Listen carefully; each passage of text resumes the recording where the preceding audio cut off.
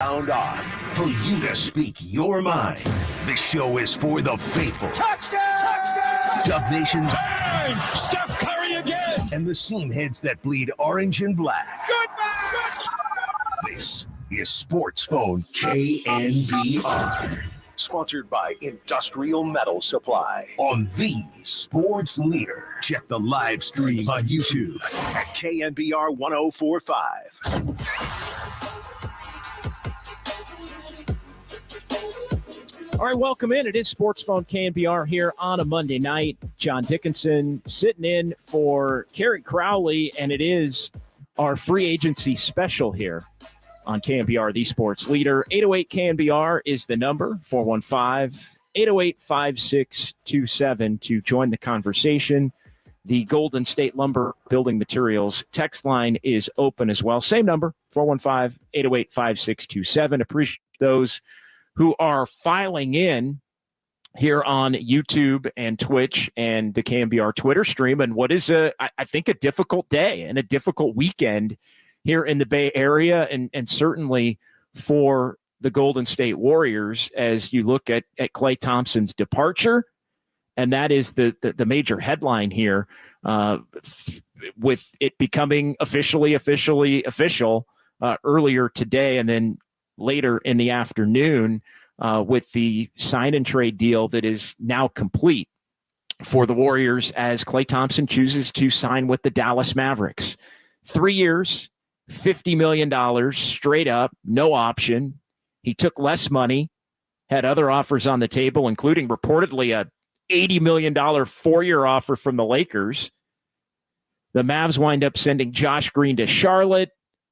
The Warriors get a couple of second-round picks and a traded player exception per Mark Stein. And so the Warriors move forward. They did sign DeAnthony Melton to their mid-level exception. So we'll get into that here between now and 9 o'clock. But really the story of the day and the story of the weekend is Klay Thompson, no longer a member of the Golden State Warriors. And it's twofold, really. It's how do you feel having someone so iconic in Bay Area sports history and Warriors history? And again, Steph Curry, Klay Thompson, and Draymond Green brought heights to the Golden State Warriors that many fans would not have believed ever could have been possible.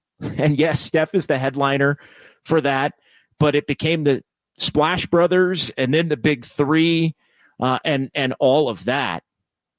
And so as you look at the Warriors trying to move forward here and the 4 championships and all of the wonderful memories that the Warriors share with Klay Thompson, just if you want to share your memories, and the Warriors have just released a statement, by the way, and we'll read that for you here.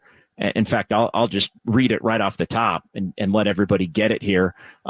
We can't overstate Klay Thompson's incredible and legendary contributions with the Warriors during his 13 years with the team, highlighted by 4 NBA championships, 6 trips to the NBA Finals, 5 All-Star Game appearances, and several NBA records, including the most points ever scored in a quarter, most three-point field goals in a game, with the 14 back in 2018. The amount of joy and happiness that Klay provided Warriors fans, Bay Area natives, and Dub Nation supporters around the world has been immense and cannot be minimized. His penchant for delivering in pressurized situations on the biggest stage, including many Game 6 heroics, has helped define a career.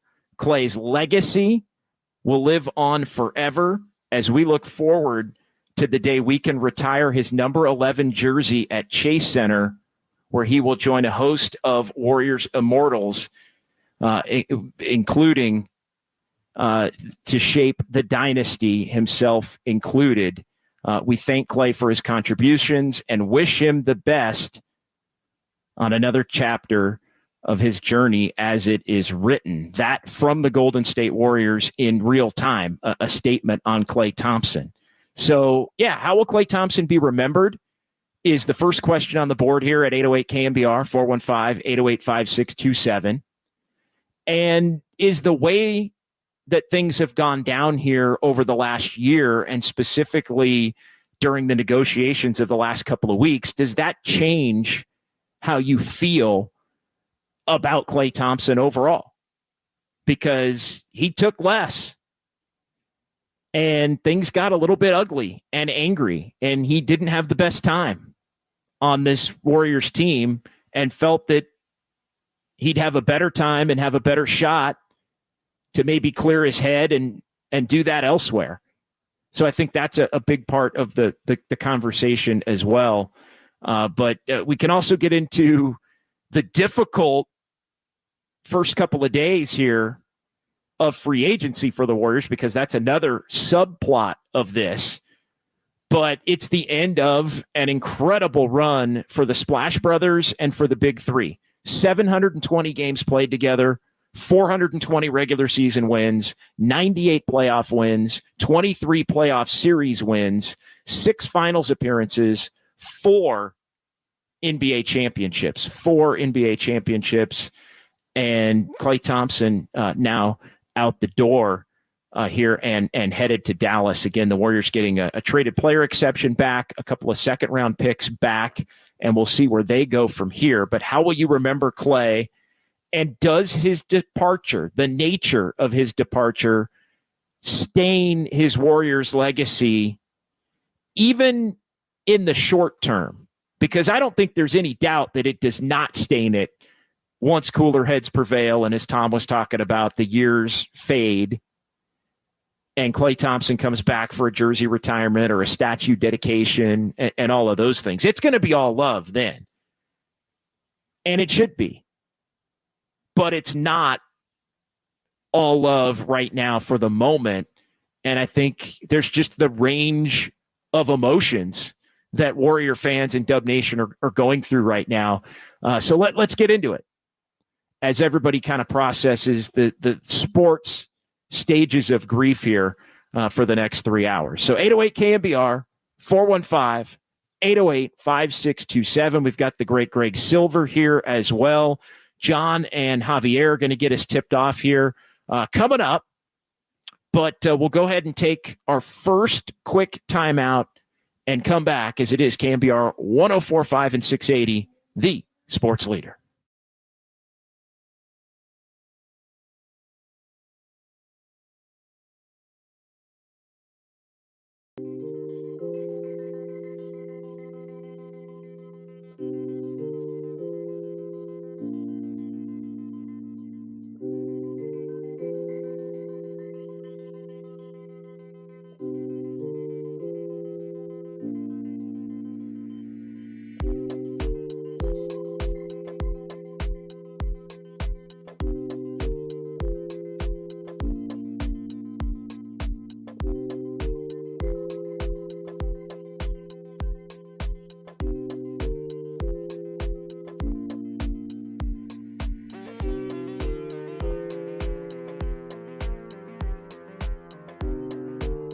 Tim Kawakami stopped by Tolbert & Copes and told them that while the Warriors were serious about putting together a package for Paul George, in the end, it was the Clippers wanting financial flexibility and to stay out of the second apron that was their priority, and why the two sides were unable to reach a deal.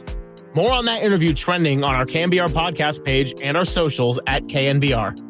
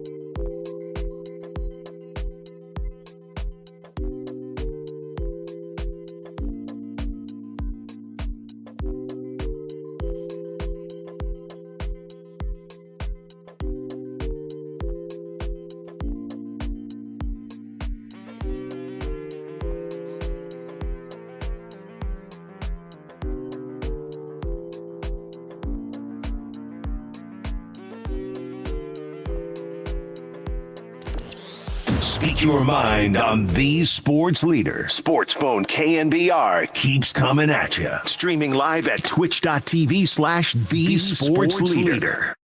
My splash, bro. Woo. Klay Thompson. When I get on the floor and I see number 11 suited up with me, I feel good about our success and our chances to win a game, because I know that you can go off at 37 and a quarter.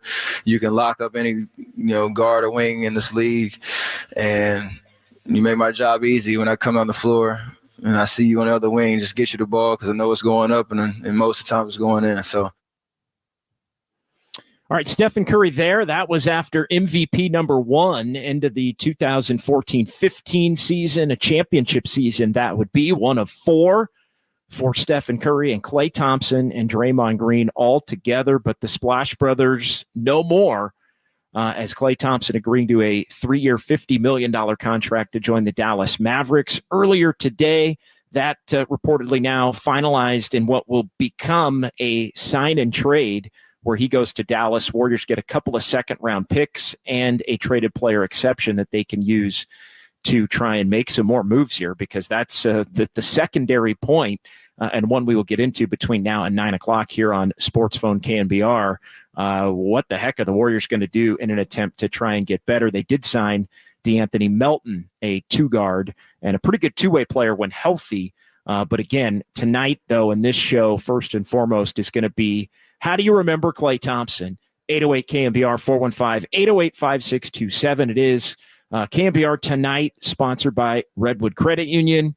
Redwood Credit Union, here to help with home loans that offer great rates and local personal service. Redwood Credit Union, for all that you love, equal housing lender. 808 KNBR. Let's get to the phones. We do have just an all-star team in our San Francisco studios, by the way. Before we do that, I do want to welcome in not only Greg Silver, but Jacob Violante. I mean, my goodness, I won the producer staff lottery tonight. I usually consider it, and I love everybody, but if you're telling me I got Greg and Jacob, sheesh. What's going on, fellas? What's up, dude? How are you? I'm doing well, man.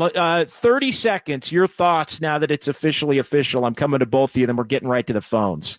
Yeah, I mean, selfishly, just the California in me, the NorCal, I should say. I'm glad it wasn't the Lakers and D'Angelo Russell didn't come back, but there's no way to really sugarcoat it. I've focused a lot more in the last year or so and working with a true pro like you in terms of creating a rational, informed, a hopefully entertaining product, and trying to look at the Warriors from all angles possible. But on a day like today, it is hard to just set the nostalgia aside. So yeah, I'm sad. I'm sad that Klay's leaving the Bay. He meant a lot. Well, and for you, as a younger guy who's starting out in the business, I mean, he bridges, and we all have dudes like this who they bridge the fandom from the professionalism, right? It's like so you're now in the professional realm, but you wouldn't be probably in the professional realm if you hadn't been a fan of Klay's and of these dudes. So Jacob, you're about the vibes as any dude I've ever met. And Klay Thompson exuded the best vibes, immaculate vibes, up until about 2 years ago. How do you process the way everything went down and Klay Thompson now not being here? I'm in mourning, man. I'm as devastated as I'm ever gonna get to see a guy walk out the door. Like, Klay Thompson was the man. He was the Robin to Steph's Batman, and just like you said, the vibes were immaculate. The boat, Rocco, the dog. Klay was like, the ultimate like stoner athlete everybody could get behind. Like, he was awesome. And it seemed really easy and effortless whenever he, was stroking that three from anywhere. And, he can blow up at any time and, drop 30 and a quarter and save us in game 6. And I mean, he was just the ultimate team player too. And, the way he went down with the injuries was tough to see, and he came all the way back, and it was really inspiring to see him do that. And, to have him go, it sucks really bad. Always going to love my Klay Thompson, even when he's on a team with Kyrie Irving, which is going to be disgusting for me to think about, almost as disgusting as it was to see Chris Paul in a Warriors jersey. But that's for another day. We may get to it tonight, but no, quick final thought there.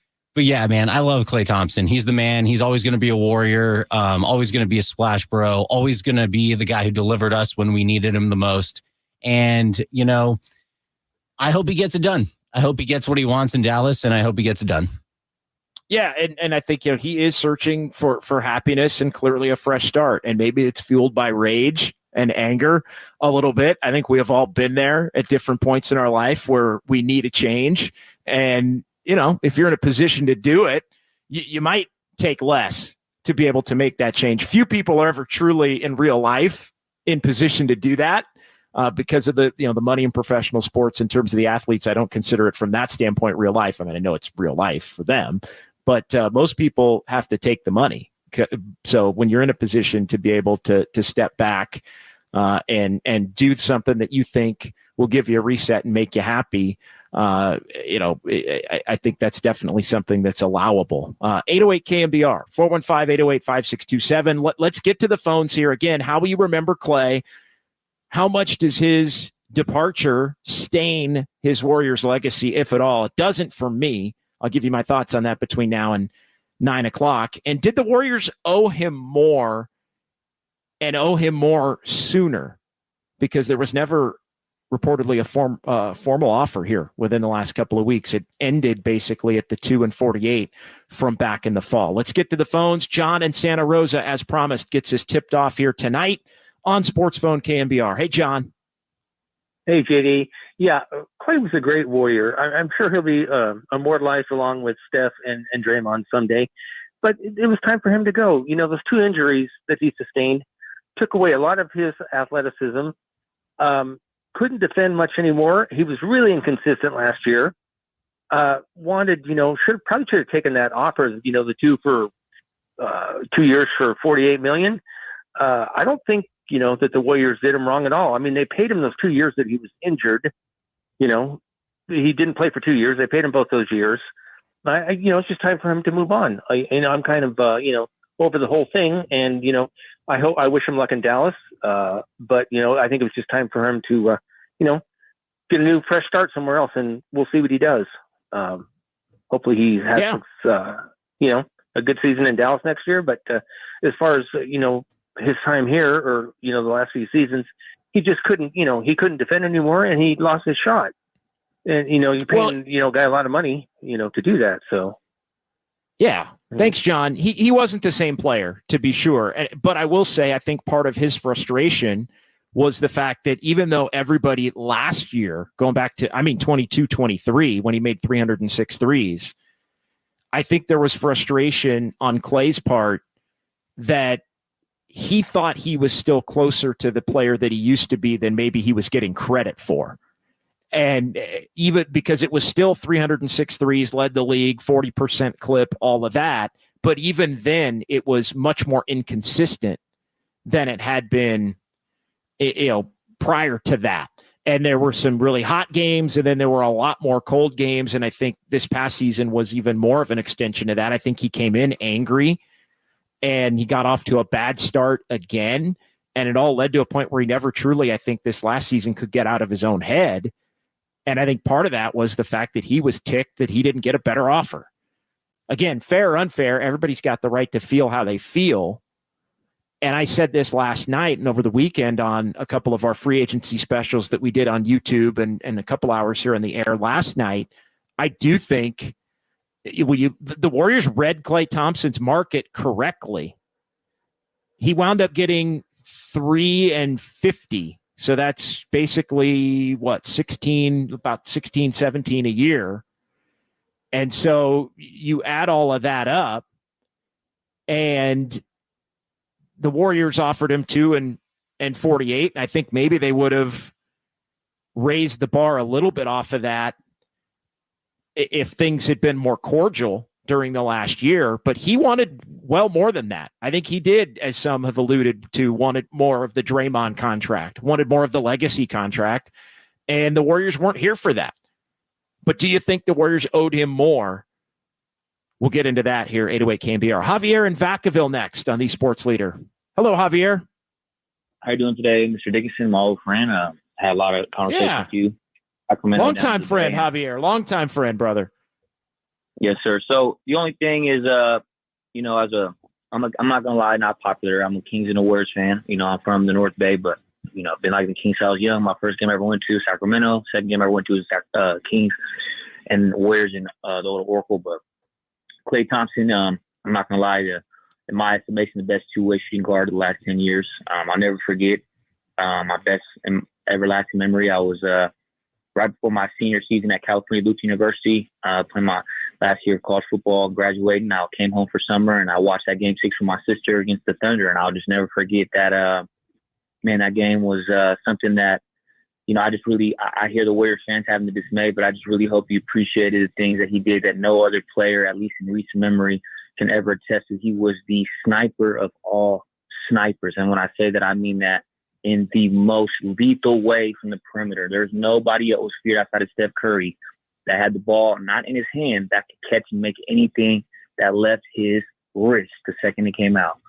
And I just want to, appreciate Klay Thompson because I look up to you. And, a lot of people say he should do that deal. Well, he did a lot of things this season I've done in my life, and he bet on himself. And maybe he bet on himself, and it cost him ultimately, but the confidence that he had in betting on himself is the confidence that he had in helping the Warriors win 4 championships. And if anybody thinks otherwise, you're fooling yourself because he bet on himself to play better, to earn more money. And granted, it's a very bad breakup, but Klay Thompson deserves more respect than what they're doing with the publications of how bad he was this season and the fans.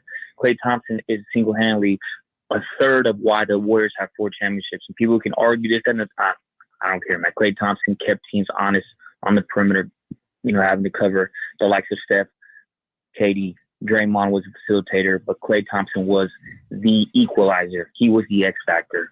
My last question, that was my one comment. My question and my final part of this call I want to ask you, Mr. Dickinson, is I don't know what the Warriors are doing with them. I understand the George deal with they weren't going to accept the Wiggins CP3 deal with some picks because it's obviously not just in California, but a rival in the division. How do you not – it's like I understand you might not want these players, but when Myers was here, he didn't want D'Angelo Russell, but it was the value in the asset. You don't take the D'Angelo for Klay swap. You don't take the LaVine for CP3 and Wiggins swap. You don't have any money. Javier, we're going to get into that. We're going to get into that. I'm up against it a little bit. I would not have done CP3 and Wiggins for Zach LaVine. That I would not have done both of them. I would have done CP3 and other pieces. I would not have done that swap. We'll get into what the heck are the Warriors doing and what the heck are they going to do. I appreciate that, but we are up against it a little bit here. So 808 KNBR, 415-808-5627. I got it marked down, Javier. We'll get to it on the other side. It's KNBR 104.5 and 680, the Sports Leader.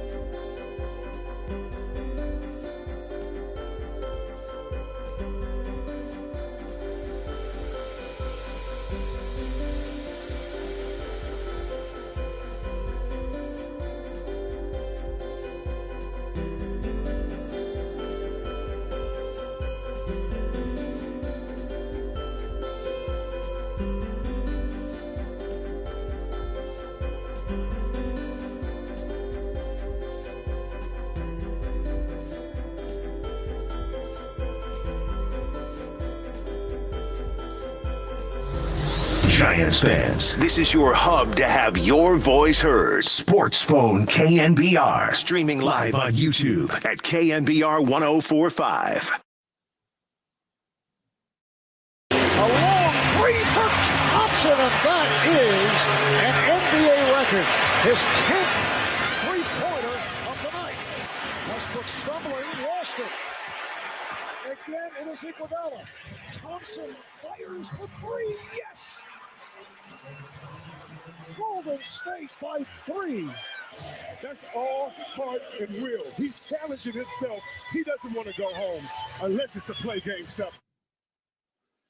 All right, Marv Albert, Chris Webber, May 28, 2016, Game 6. Klay is born in Oklahoma City. Warriors come back in that game when they look like it was all over, and they win that game. They win Game 7. They go on to the NBA Finals, preserving, at that point, the 73-9 season. They come back from 3-1 to beat the Thunder and go to the finals there. We welcome you back. It is SportsPhone KNBR here on a Monday night. John Dickinson with you until 9 o'clock, 808 KNBR.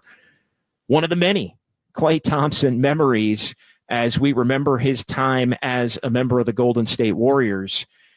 He's going to Dallas, 3 years and $50 million. Warriors getting a trade exception and a couple of second-round picks in return. How will you remember Klay? Does his departure stain his Warriors legacy? Warriors have already come out within the last hour here, last 20 minutes, and said they're going to retire his jersey, which is the no-brainer of all no-brainers, releasing a beautiful statement as he heads to Dallas. And do you think the Warriors owed him more?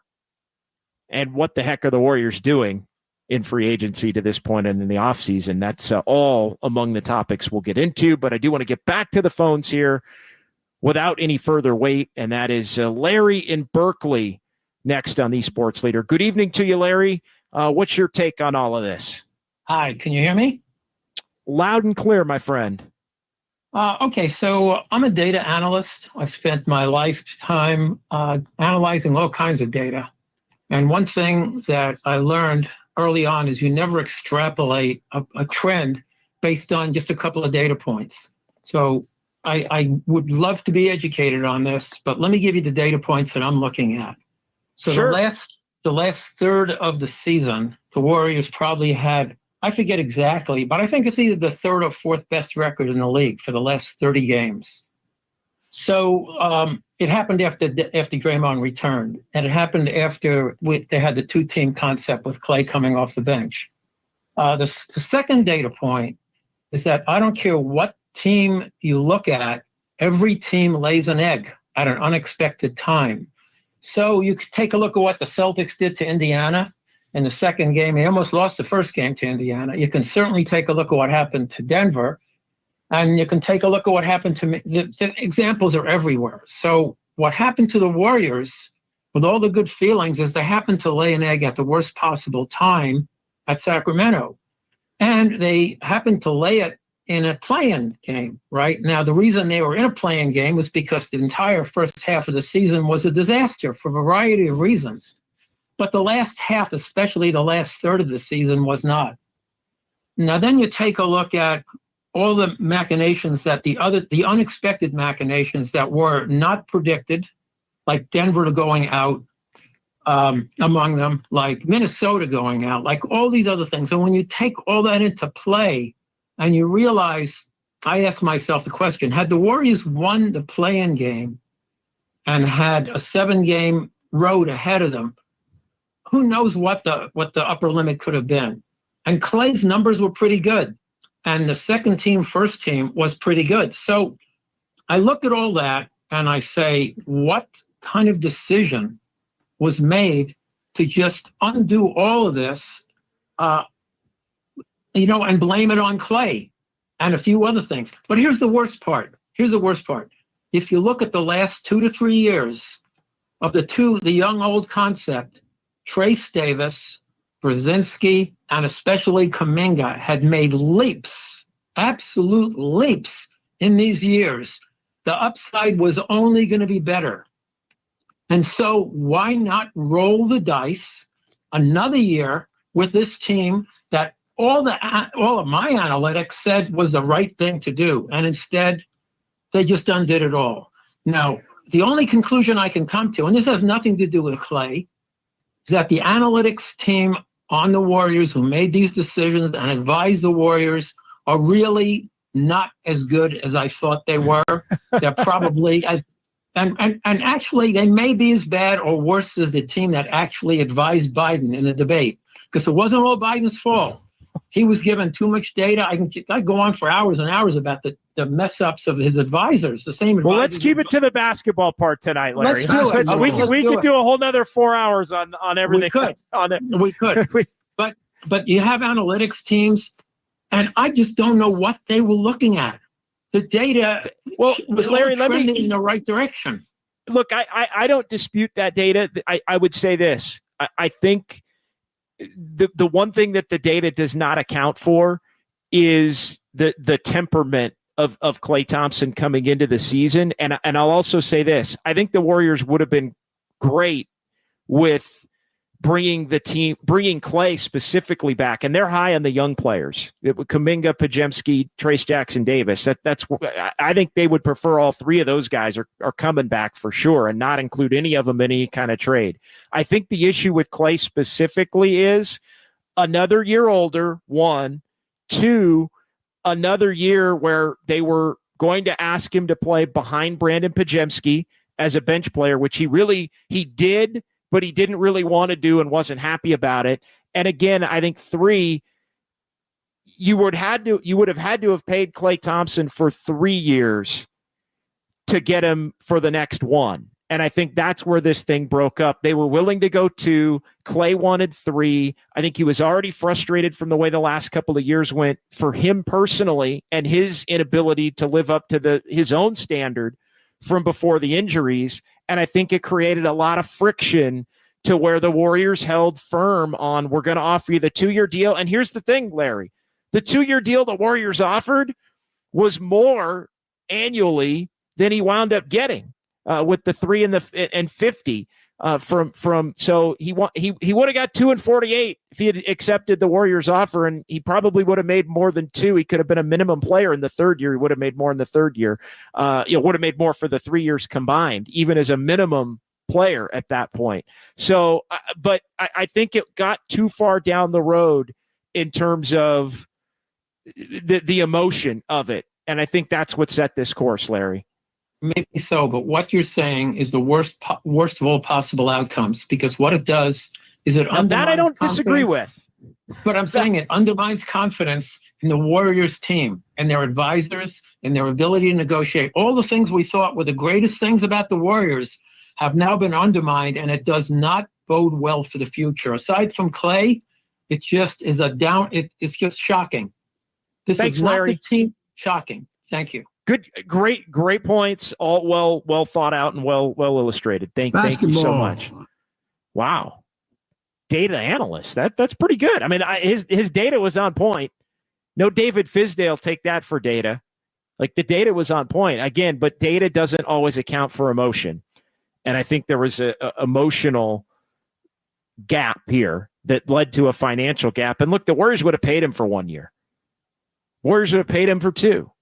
They weren't going to pay for 3 to get the 1, and Dallas is. And again, I think I think Klay, when it came down to it, he knew he was too ticked off to come back because he wasn't going to be happy. Robin in San Francisco next, here on the Sports Leader. What's going on, Robin? Hey, JD, what you up to, sugar? Long time no talk to. Robin, it is great to hear from you. I thought you thought I was gone for good. You are making my night. I miss you and Nick Fidel on my Saturday mornings, JD. It's just a different phone number, Robin. It's just a different phone number. You know me, I always got a lot to say, but I'm going to try to shove it in. I agree with you. I very seldom disagree with you. I do think it was about emotions, but I also think that Klay knew he needed a fresh change. Sometimes,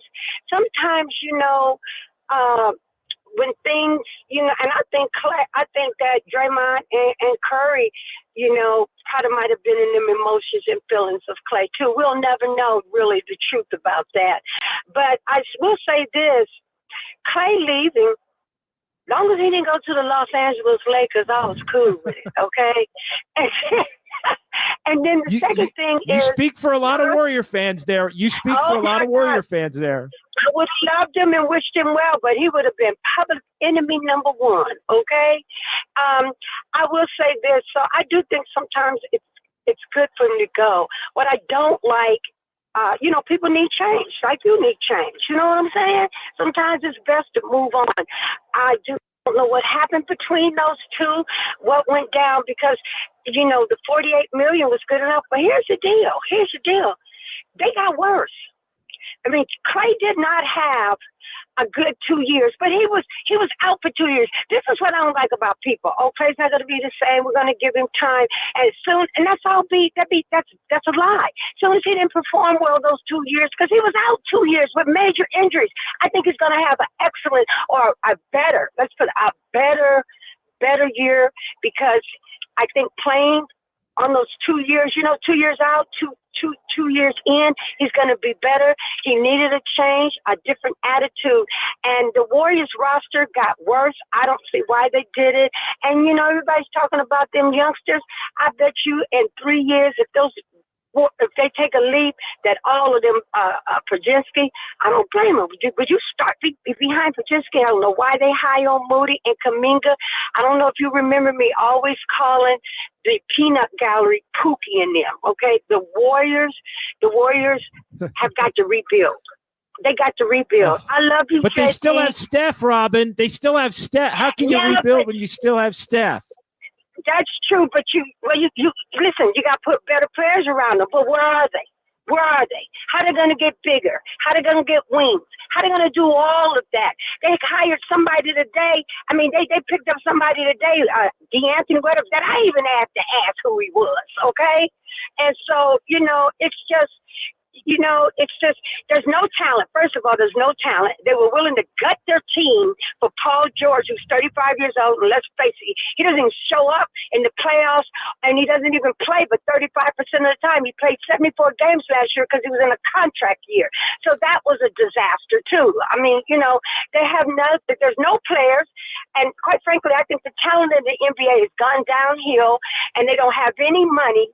So, it's like a puzzle. You tell me what they're going to do. I love you, JD. Bye, sugar. Thank you, Robin. Appreciate you. 808 KNBR. Just a different number. You could call anytime you want. We appreciate you. We love you as well. Look, I think Klay will have a better year playing with more talent around him in Dallas and less pressure, because he's going to be down the pecking order. And the pieces are going to complement each other. They've got lob threats, slashers, 3-point shooters, and all, a star in Luka that's a creator, and Kyrie, if he plays at the level he did, that will only help Klay Thompson as well. What are the Warriors going to do? Man, that's a bigger question. And we will get to it here between now and 9 o'clock on SportsPhone KNBR. All right, 415-808-5627. Jay and Alex and James, Andrea, we're coming to you next. We do have one line open, so get in now. 808 KNBR. How will you remember Klay? And a few more people than I anticipated more quickly are wanting to know what the heck the Warriors are doing and how do they get better. So we'll get into that coming up. It is SportsPhone KNBR and the Sports Leader. Hey, JD, what you up to, sugar? Long time no talk to.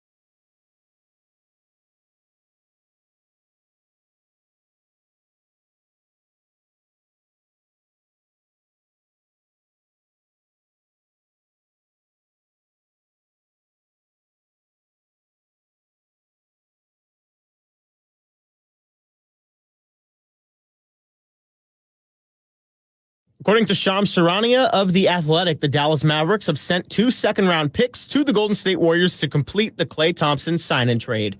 More on the Klay Thompson news trending on our socials at KNBR and right here on SportsPhone.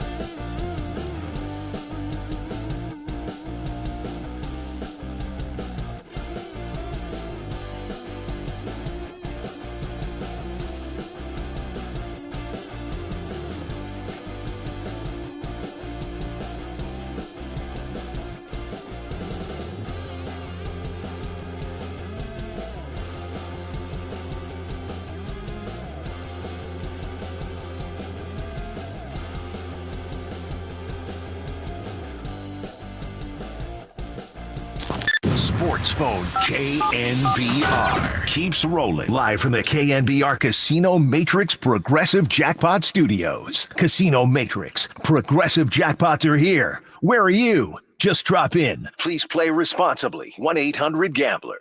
One college player forgot that there was even a team in Oakland. That was Klay Thompson, by the way. But it's not just Steph. There's the other Splash brother, Klay, who dropped 37 points in a quarter, and whose jump shot is actually a little prettier. Look at Barack Obama shading Steph a little bit. Can't do that.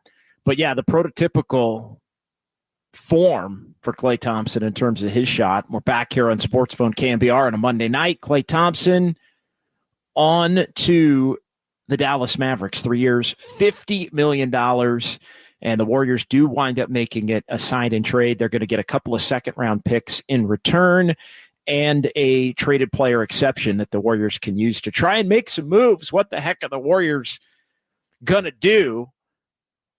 Woj of ESPN reporting earlier, Warriors have turned their attention trying to get in on Lauri Markkanen of the Jazz, them and a bunch of other teams. But the one thing we know about a Danny Ainge run club, and he's running the Jazz, he doesn't like trading his guys unless he's getting a whole hell of a lot back in return. And so stay tuned on that front. But the Warriors miss out on Paul George.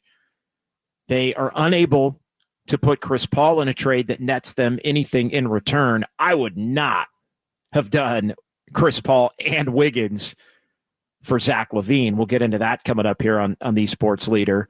But it has been a miserable first couple of days here over the weekend and into today of free agency. They did sign DeAnthony Melton, who Warrior fans should remember from the 2022 Memphis Grizzlies. And he was a part of that Grizzlies team, and then they ended up shipping him off to Philadelphia, where he spent the last couple of years. Good three-point shooter, good defender, can get to the basket a little bit. Just a solid, steady player, but injury is a problem for Melton in the 2023-24 season. Played in just 38 games, started 33 for Philadelphia, did average 11.1 points per game. He was one of the top sixth men in the NBA in that 21-22 year where the Warriors beat the Grizzlies in the second round of the playoffs. Back to the phones we go. Questions on the board between now and 9 o'clock. How will you remember Klay Thompson? How much does his departure stain the Warriors, his Warriors legacy, if at all? And do you think the Warriors owed him more? Do you think they owed him an opportunity to stay? We'll get to the Golden State Lumber and Building Materials text line coming up here. But back to the phones we go. 808 KNBR, Jay in Sacramento on the Sports Leader. Hey, Jay. Hey, how are you guys doing? We're doing all right tonight. A lot to process. I think Warrior fans are trying to figure it all out, the sentimental part, but then also the what the hell are the Warriors going to do part, because they are not a better team than they were a couple of days ago.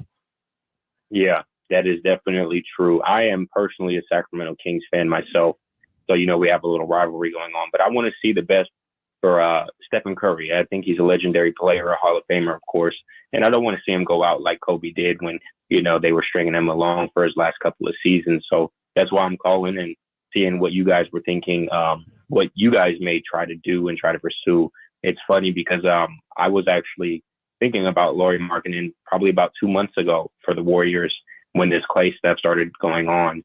I think he'd be a phenomenal fit.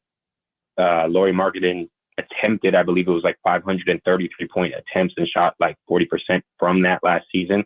And the only player that I'm aware of that shot more attempts per game or throughout the season was Stephen Curry himself. So I think he fit well in Steve Kerr's system, and that's a move that you have to really consider if you're the Warriors. It's something that you would somewhat have to mortgage your future, or whatever you would like to call it. Jay, let me jump in real quick because you cut on me when you said what player are you talking about? Lauri Markkanen.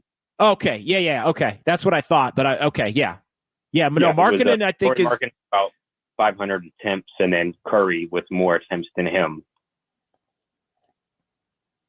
Thanks, Jay. I mean, that's where they're turning their attention to, but it's a tricky situation because they'd have to get him and then they'd have to pay him. And I'm looking at the Utah Jazz right now. I think the Jazz have a couple of players that the Warriors could use right now, but are the Warriors willing to give up, I think, the future draft capital that would be necessary to get Lauri Markkanen? $18 million for next year, and then he's a free agent. So we talk about Jonathan Kuminga, somebody that's due for an extension. Lauri Markkanen, somebody that will be a free agent coming up a year from now. And so what do you send out and what do you bring back? And do you take back maybe a Jordan Clarkson in a deal? That's $32 million, because I think Jordan Clarkson could help the Warriors. But then what are you sending out in a deal like that? I'd be a little reluctant to send out Andrew Wiggins for Lauri Markkanen. But again, I mean, and Wiggins makes more than Markkanen, so it would be Wiggins and somebody maybe for Markkanen and like a Jordan Clarkson type. But I do think the Warriors should be open to looking toward including Kuminga in the deal. But I don't think Kuminga alone, I mean, I don't know what the Jazz think of Kuminga, but I don't think Kuminga alone would get that deal done. It would be Kuminga, and it definitely wouldn't from a financial standpoint, but you'd have to include another, let's say, $10 million in salary. And you'd also have to be able to give up basically every first round pick you possibly can, in all likelihood, at least a couple, in addition to probably Kuminga, if they're high on Kuminga, and other teams could be involved there. But I don't think there's a more attainable player that's as good as Lauri Markkanen that the Warriors can look to try to get their hands on. But as Mike Dunleavy said, Greg Silver, trades are hard. But it sounds like Lauri Markkanen's at the top of the board. I'm going to get you a shirt come next season. That'll be your birthday present in early January. I think the good folks at Warriors World, shout out to Sheed at Warriors World, I think he already may have a design on one. So we may have to. Oh, you're kidding. All right. I make my job easy. I don't know if he's getting it printed, but I think I saw the prototype for that. I think he tweeted it out a little bit earlier. But yeah, that's okay. Fine. That's your other birthday present's going to be a Gabe Kapler cameo. Definitely a good get. Definitely a good get. A little bit of breaking news here. Mo Bamba, let's go to the Clippers. I mean, we don't need the sounder. I don't really think we need the sounder for Mo Bamba, but he's going to the Clippers. 808 KNBR, thanks to Jay. 415-808-5627. When one person drops off, that's your cue to call in here, as it is KNBR 104.5 and 680 San Francisco, the sports leader. A Cumulus station, hour number 2 on a Monday night. SportsPhone KNBR. We got Greg Silver and Jacob Violante in our San Francisco studios. What do the Warriors do moving forward? I mean, Greg, Lauri Markkanen, we'll get back to the calls here. I think if you believe what Woj had to say earlier, Lauri Markkanen's at the top of the Warriors board, but it seems to me in some ways doing a deal for Lauri Markkanen is more difficult than maybe even doing a deal with Paul George would have been, or doing a deal involving Chris Paul and his $30 million would have been. Like, I feel like he's the next most logical player to try to get, but I also feel like doing that kind of a deal with that team, Danny Ainge specifically, is no picnic, to say the least. Yeah, you hit it. I was going to say, you're not doing a deal for just Paul George or Mikal Bridges. You're doing a deal with Danny Ainge for a guy that is a lot younger and has a really high ceiling. And it's funny, when I saw that the Jazz were finally open to trading Lauri Markkanen and that being reported, and the Spurs and the Warriors being at the top of the list, I saw a couple of comments that was like, I am also interested in dating Dua Lipa. Like, yeah, a lot of teams are going to be interested in Lauri Markkanen. I don't know if the Warriors have the wealth and riches that some other teams might not have, or that might have rather, and be able to get him away if they choose to even do that. Maybe Danny Ainge wants to play hardball with a bunch of teams. Like, I saw Paul George's a tough get, but realistic. Lauri Markkanen, I just never really thought in the offseason was going to be that feasible. And now I don't see a way in which they do that without giving up an enormous haul. And at that point, is it worth it? Like, I want to know what the package is and what the price is, because I feel like it's already really, really high. Well, and I think the Warriors should look to put Kuminga in a deal like that. And I can say that and be comfortable in doing so. But again, they might want Kuminga and Podziemski at this. They might want, because they might want Kuminga and Podziemski and 2 future first-round picks, even with Markkanen only having the one final year on the deal. It all depends basically on what the players that Danny Ainge likes off the Warriors roster. And if Danny Ainge thinks Jonathan Kuminga is the next Jaylen Brown, then, that goes a long way toward maybe being able to consummate that kind of a deal. But again, he doesn't just give guys away. And so I think it's really more tricky than meets the eye. And then you also have to factor in, do they want some salary relief in another realm? And, do they, because I think Jordan Clarkson could help the Warriors. I would be open to maybe taking him back, but then you're talking about maybe Wiggins getting involved in the deal. And I think from a basketball standpoint, if you're the Warriors, you'd like to have Lauri Markkanen, at least I would, with Wiggins playing the 3 and Podziemski playing the 2 and Curry at the 1. And then you're mixing in Trace Jackson Davis and kind of going from there. Like, from a basketball standpoint, if you could tell me that you're going to have Steph, Podziemski, Wiggins, Markkanen, Draymond, Trace Jackson Davis coming off the bench, maybe Jordan Clarkson coming off the bench. Although, again, if you do that, then how do you keep Wiggins? Kuminga's probably going to have to go. You got Melton at that point coming off the bench. So, I don't know. I think that the number one goal right now for the Warriors, and today it was Markkanen, tomorrow it might be somebody else, but the number one goal for Golden State still is to try to find a number 2 next to Steph. And those guys are not exactly readily available. Back to the phones. Alex in Sonoma next here on the Sports Leader. Hey, Alex. Gentlemen, good evening. Thank you for letting me be part of the show. Obviously, the 37 points that Klay scored, I was watching it live. It was just electrifying, and I believe he only played 9 minutes of that quarter.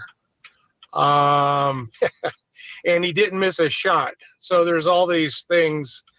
My goodness, if he'd have played the whole quarter, how many points would he wound up with? And that's my point. Talk about entertainment. Even, former players, coaches, and the casual fan can see that the kid has a sweet shot, comparing it to his Splash brother Steph. I just want to be grateful for the games that we did have. It went by quick, as it always does in sports. And that's why, the older guys will always tell you, enjoy every game, enjoy every minute. Klay was a class act, is a class act. I'm going to miss his honesty. He's a no-nonsense player. Coaches love to coach him. I've never heard anything bad from ownership. He represents the team excellently. And then the fans love him, every generation, from the little kids all the way up to the seniors. And so,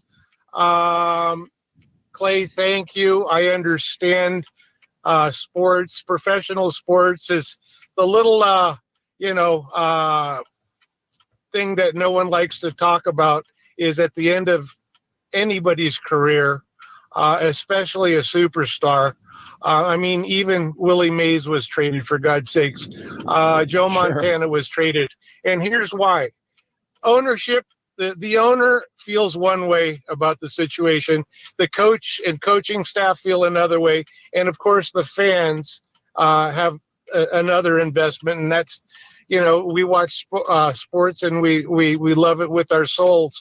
And so you don't know what's going on in the back rooms, but there's one thing for sure. If they wanted to keep him, they would have. It comes down to money. I will say the Warriors will regret not keeping him for 2-3 more seasons. There's so much unknown when you bring in a new player. Sometimes it doesn't work with the other players. Sometimes he just all of a sudden isn't the same player he was. And the chemistry that we've enjoyed, Draymond Green and Loon and Steph and of course Klay, you can't find that, it's so hard to put together. You got to get a little lucky. And so that's why I truly feel it would have been worth giving Klay what he wanted. And of course, I'm talking like a fan, and keeping him here. But just like all the other superstars that get traded at the end of their careers, I don't think we'll remember unless he scores 40 points in a quarter and not miss a shot for another team. We're going to put the statue up, and it's well deserved. Thank you. Yeah.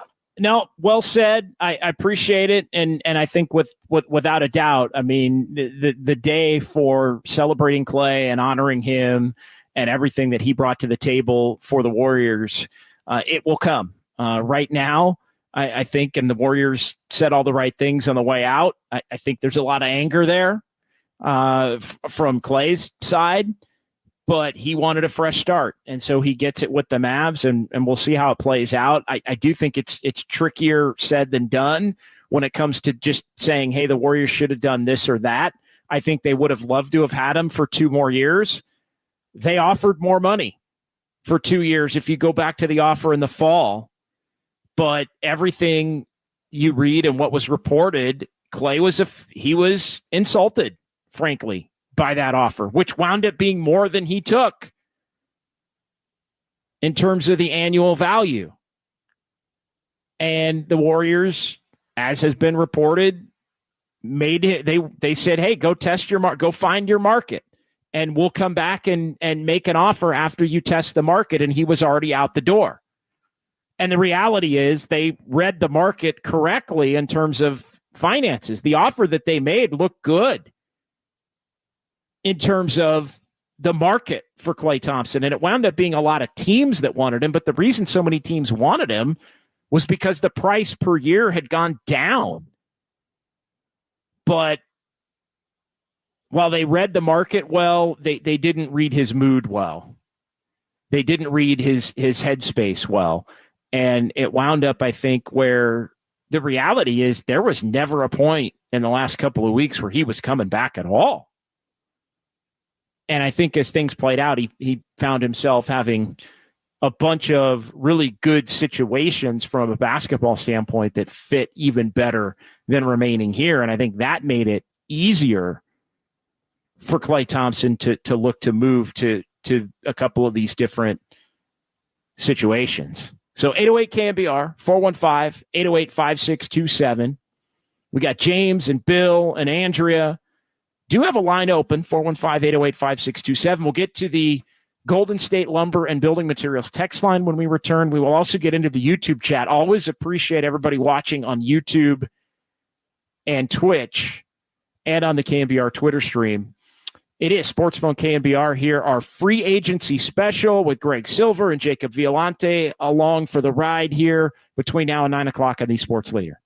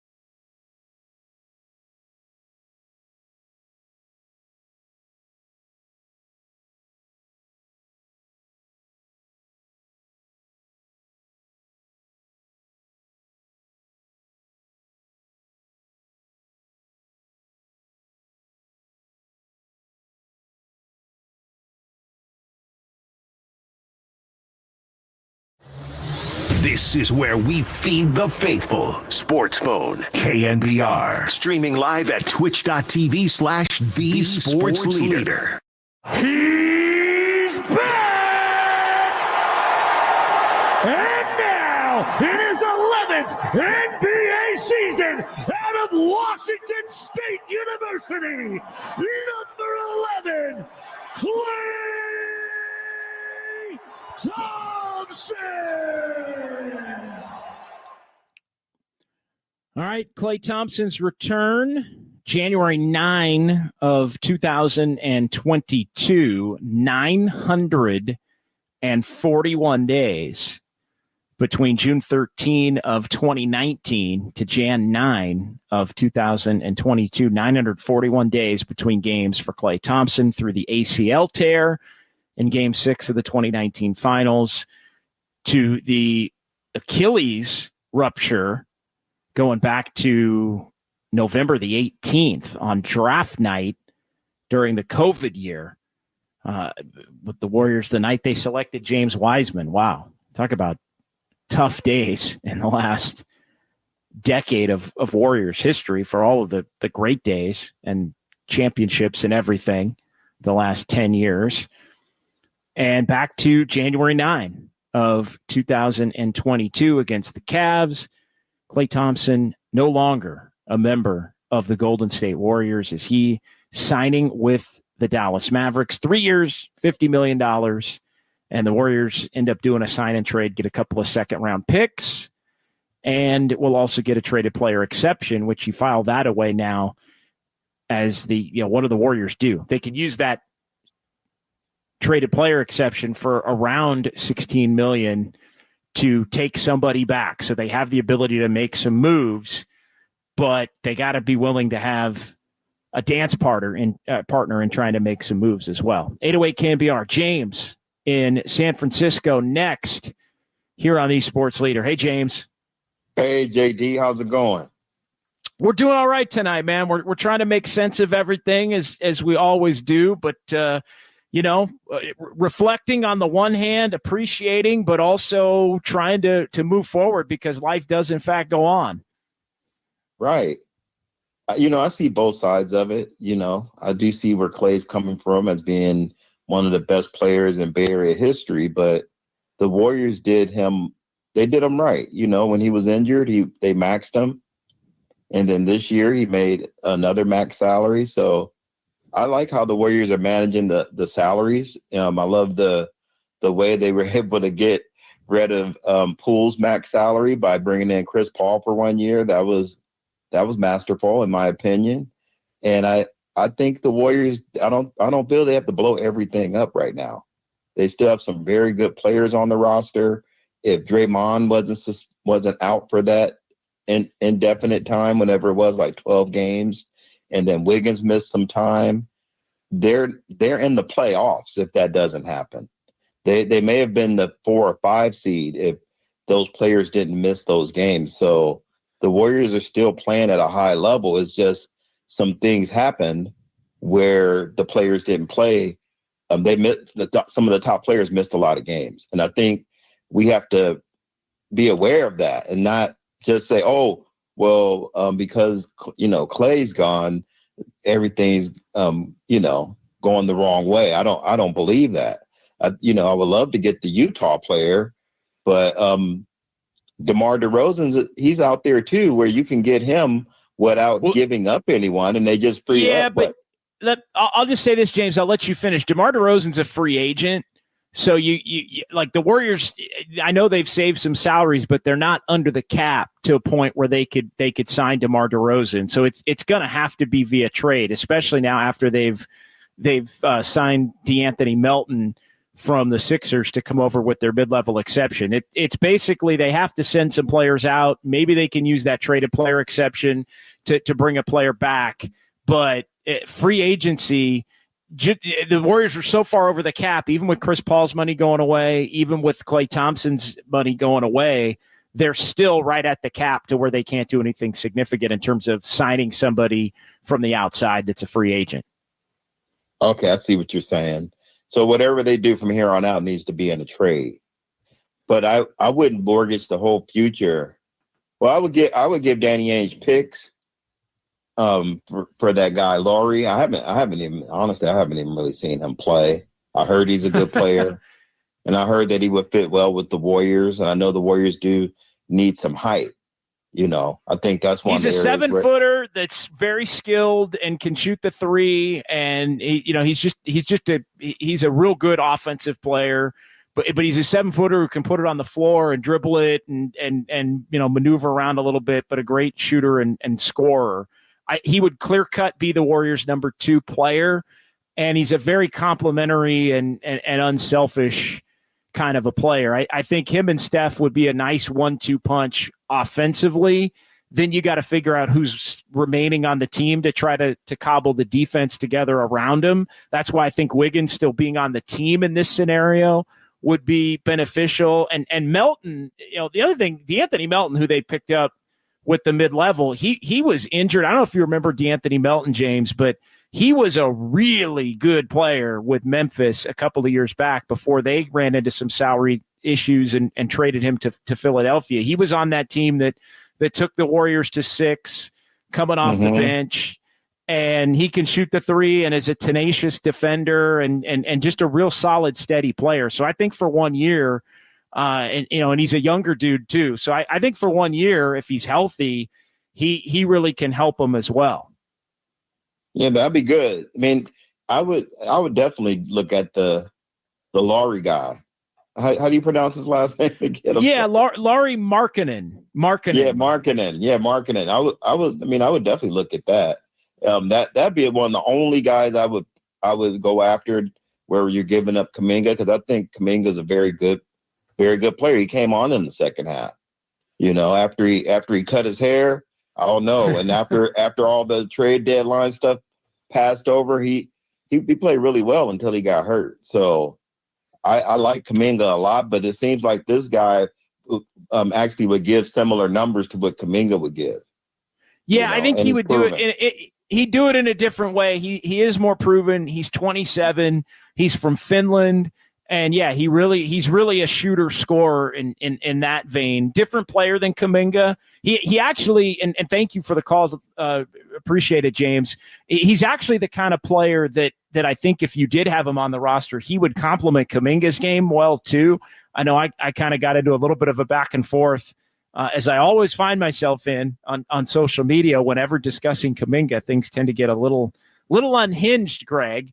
And the overarching point that I was making today was that if Kuminga is going to play the 3, and we always have this debate about Kuminga playing the 3 versus Kuminga playing the 4, if Kuminga is going to play the 3, Lauri Markkanen actually would be the kind of player that the Warriors would need to acquire that would give him a chance to do it successfully, as opposed to playing the 4, which he's played this past year and really throughout his career. I mean, anytime he's played the 3, he's played so poorly at the 3 that they've basically said, we got to scrap this and put him at the 4. And then it turned into this debate where people were thinking I was flaming Kuminga. We don't need to get into all of that.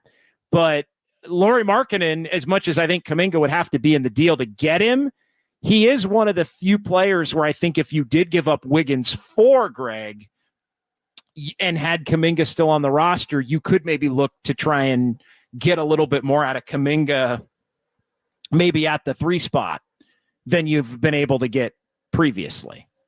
Yeah, but there's also a part of me, in addition to realizing how difficult it would be to get a trade for Lauri Markkanen, is also how he fits pretty well on a lot of teams in today's NBA, if we're being honest. He's got the age, doesn't have an injury history. He is still reaching his prime, seemingly. And he can shoot threes and be big and be pretty effective. I mean, I think that mold fits a lot of teams. And as we've seen, there are a whole haul of teams out there, especially in the Western Conference, that are just continuing to get better with a lot of their young talent. Yeah, I think that's spot on. I would say, I mean, he has had injury issues. I would say 55 games this past year, 66 the year before, 61 before that, and then he was a relatively young player. I mean, he played I'm looking at the The COVID year, he played 50 out of 55. Like it's been hit or miss a little bit. But yeah, his skill set is fantastic. I mean, you look at the last 2 years specifically, and he was an all-star. So he does fit the mode of in 2022-23, the Warriors would only trade Kuminga for an all-star. He was an all-star in 22-23, 39.9% from three last year, 39.1% from three 2 years ago now. He's got a 40% year from three. He's at 37.5 for his career from three-point range, and it looks like his worst career output, I guess it was 34. That was in his third year. But his worst career output from three-point range was other than the 134. I guess it was 30. Yeah, it was 34. But yeah, 36. So, but the last couple of years he's been basically right at 39 to 40, and just a tick below 40 this past year. So yeah, that skill set from a guy who's 7 feet and 240 and he's really a 3-4 too. So to me, a 3-4. And a 3-4, if you wanted to go the Kuminga route, that those two players having the skill sets that they have, that would actually give Kuminga a shot if Wiggins wound up being somebody that wasn't on the roster, if you had to do a bigger picture kind of a deal there. So 808 KNBR, 415-808-5627. We do have one line open with James departing us here on the line. Andrea in Berkeley. Andrea, I didn't want to make you wait. I know I've made you wait. I got about 60 seconds here, Andrea. What do you have as far as Klay Thompson, the Aquarius, right? Klay Thompson? Exactly. I'll keep it short and sweet. I just posted up on Twitter/X this really cool KNBR video of Klay in the Bay talking about how much he likes the water and how healing it is. And he's an Aquarius, a sign of the water bearer. He actually says that in the video. So he was very tuned in, born February 8th, 1990. So Aquarians do have that eccentric side. I would say humanitarian Aquarian, kind of unorthodox and innovative, unconventional, and, inventive, just very universal. People could really relate to him. He was very people-oriented and gregarious. So we're definitely going to miss his unique Aquarian nature and his trips and dips in the Bay. Thank you, Andrea. Appreciate it. Yeah, no, I think Aquarius absolutely fits. Absolutely fits. Klay Thompson, good stuff. Andrea tweeted it out if that's your thing. But yeah, no, Klay was very tuned into that and the water and everything. So his vibes when he was right up until the last couple of years were immaculate. I mean, they were just fantastic. And he will be missed. But on to Dallas he goes. How do the Warriors get better?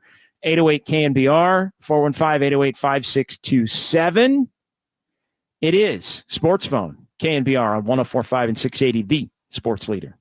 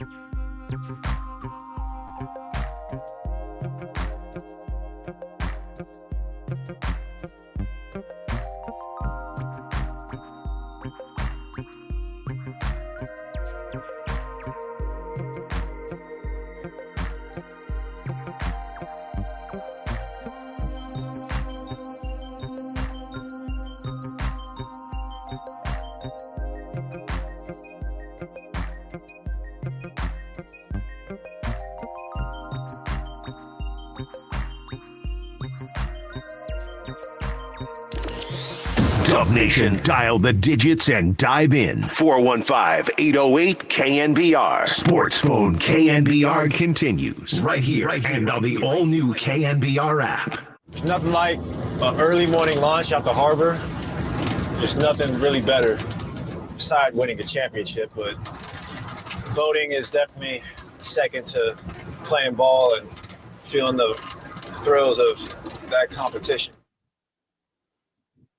You got to love Klay Thompson. Nothing better than an early morning boat launch, other than winning a championship. Of course, that's better. But, Klay Thompson, one of a kind, and on the way to Dallas for 3 years and $50 million. We welcome you back here to SportsPhone KNBR on a Monday night. What was the name of the song, Greg, that we came back with?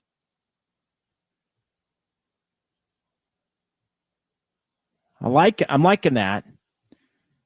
Sometimes it feels like we only go backwards out here and in this nice free agency period. Yeah, the Warriors have definitely gone backwards over the first couple of days.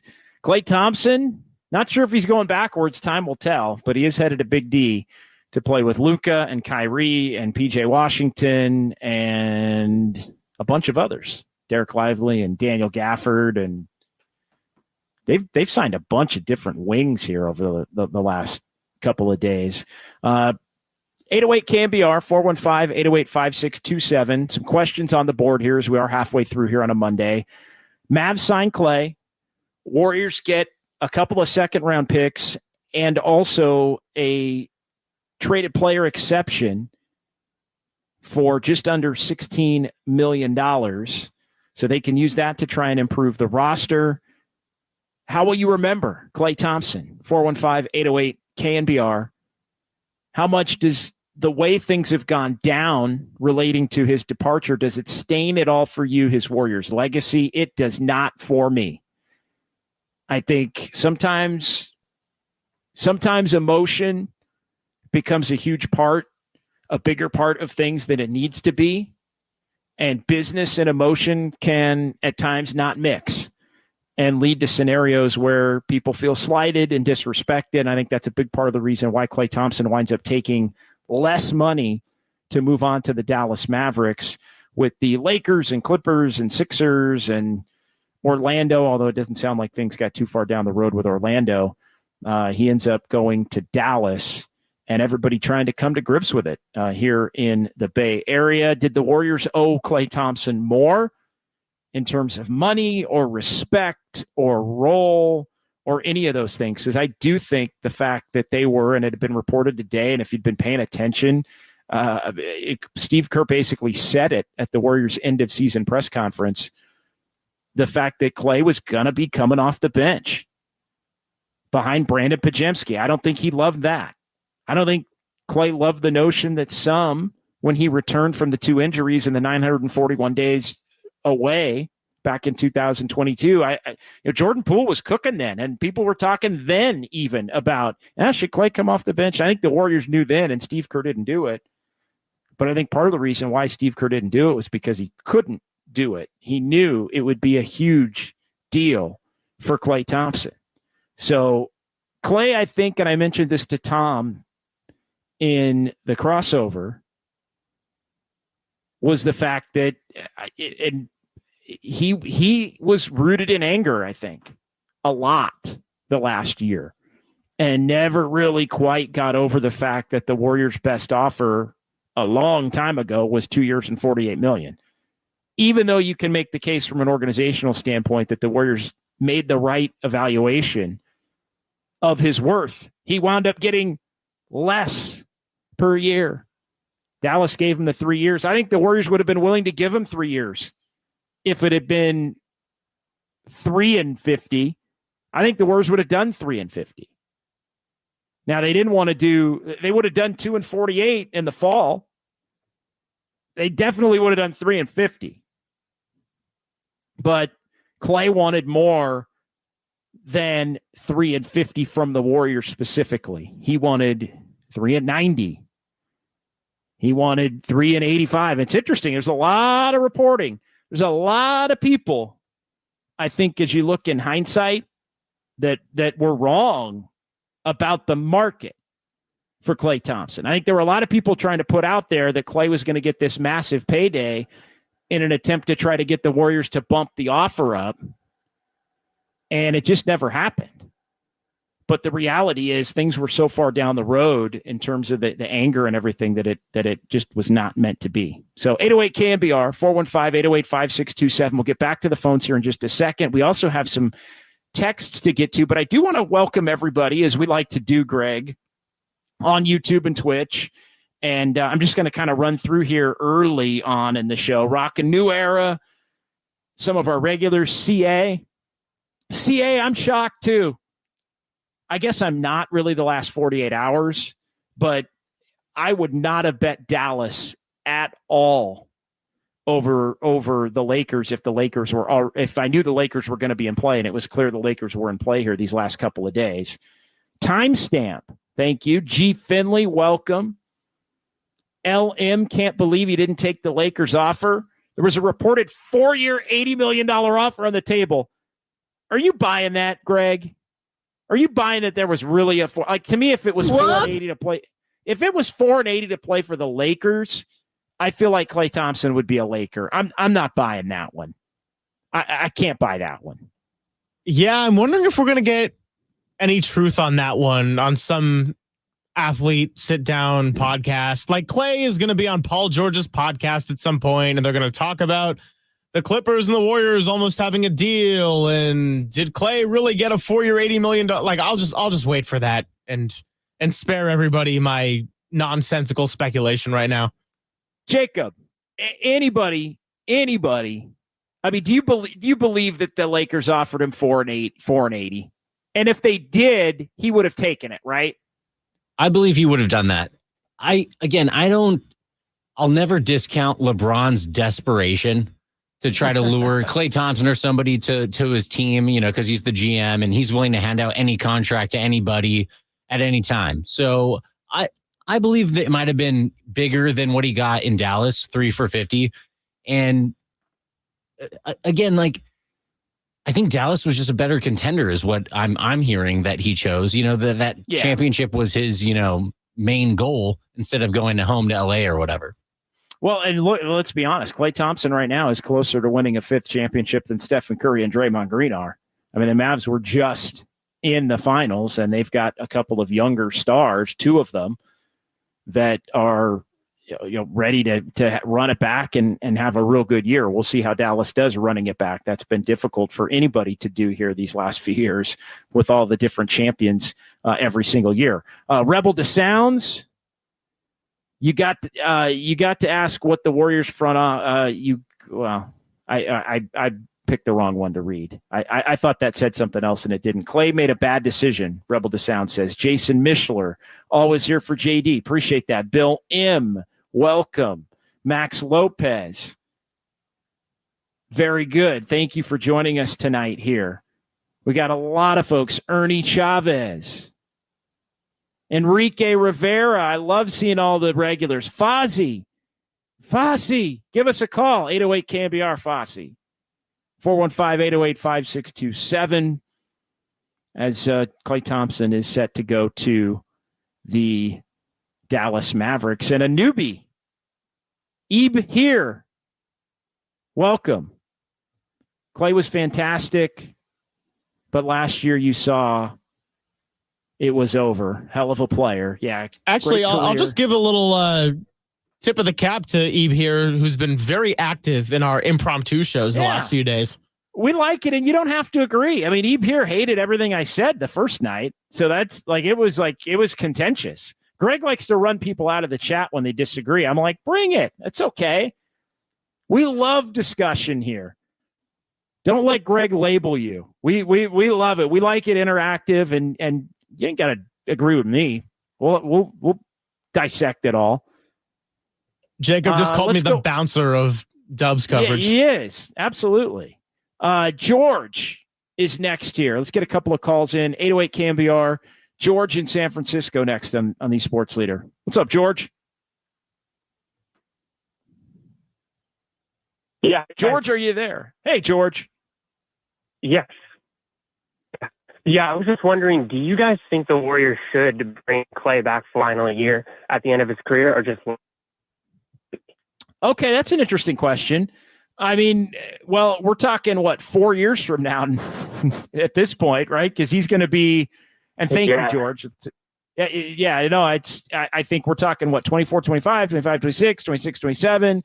So we're talking 3 years from now, 2027. I mean, we'll have to see where Klay is at that point. You don't see the retirement contracts in the NBA like you do in the NFL. Like that just doesn't happen. The one-day contract that I'm going to retire as a Warrior contract. But I do think when it's all said and done and Klay Thompson's career is over, he's going to be welcomed back like no other Warrior not named Steph Curry.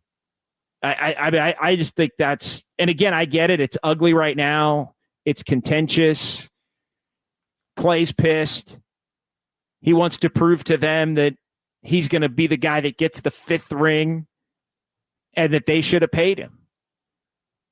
But the moment that Klay Thompson's career is over, I think all of that gets washed away, and it's going to be all love. It's going to be all love. Jonathan Lundeen in the YouTube chat, the payroll was $400 million. They didn't even make the playoffs. Yeah.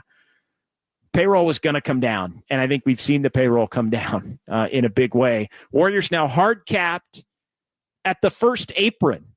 Hard capped at the first apron. We're learning all about the different aprons here. But yeah, the Warriors hard capped at the first apron now, 178.1. That's because they signed DeAnthony Melton to a contract earlier today using their mid-level exception. So the Warriors' salaries cannot go beyond 178.1 for this 2024-2025 season. And I'm looking at it right now. They're at 160.1 when you add DeAnthony Melton into the mix. Now, Wiggins could go, and Peyton could go, and Kuminga could go, and maybe Looney winds up going. I mean, there's a lot of different, you can still make trades, and that 160 does not mean you have money to spend. It just means that you're under the first apron. And so, yeah, the Warriors have some flexibility there, enough flexibility to where they could use that $16 million traded player exception and add somebody straight up and be under the apron. So they can fit that. They basically could go take a $16 million a year player back right now and just add that player to the roster, and he would be the Klay Thompson replacement. So the Warriors have some flexibility there, in addition to the ability to make some other trades with the players that they have on the roster. 808 KNBR 415-808-5627. We'll get to Jim and Bob coming up next. Quick timeout. Golden State Lumber and Building Materials text line. It is KNBR 104.5 and 680, the sports leader. It's been a hell of a ride, guys. See ya.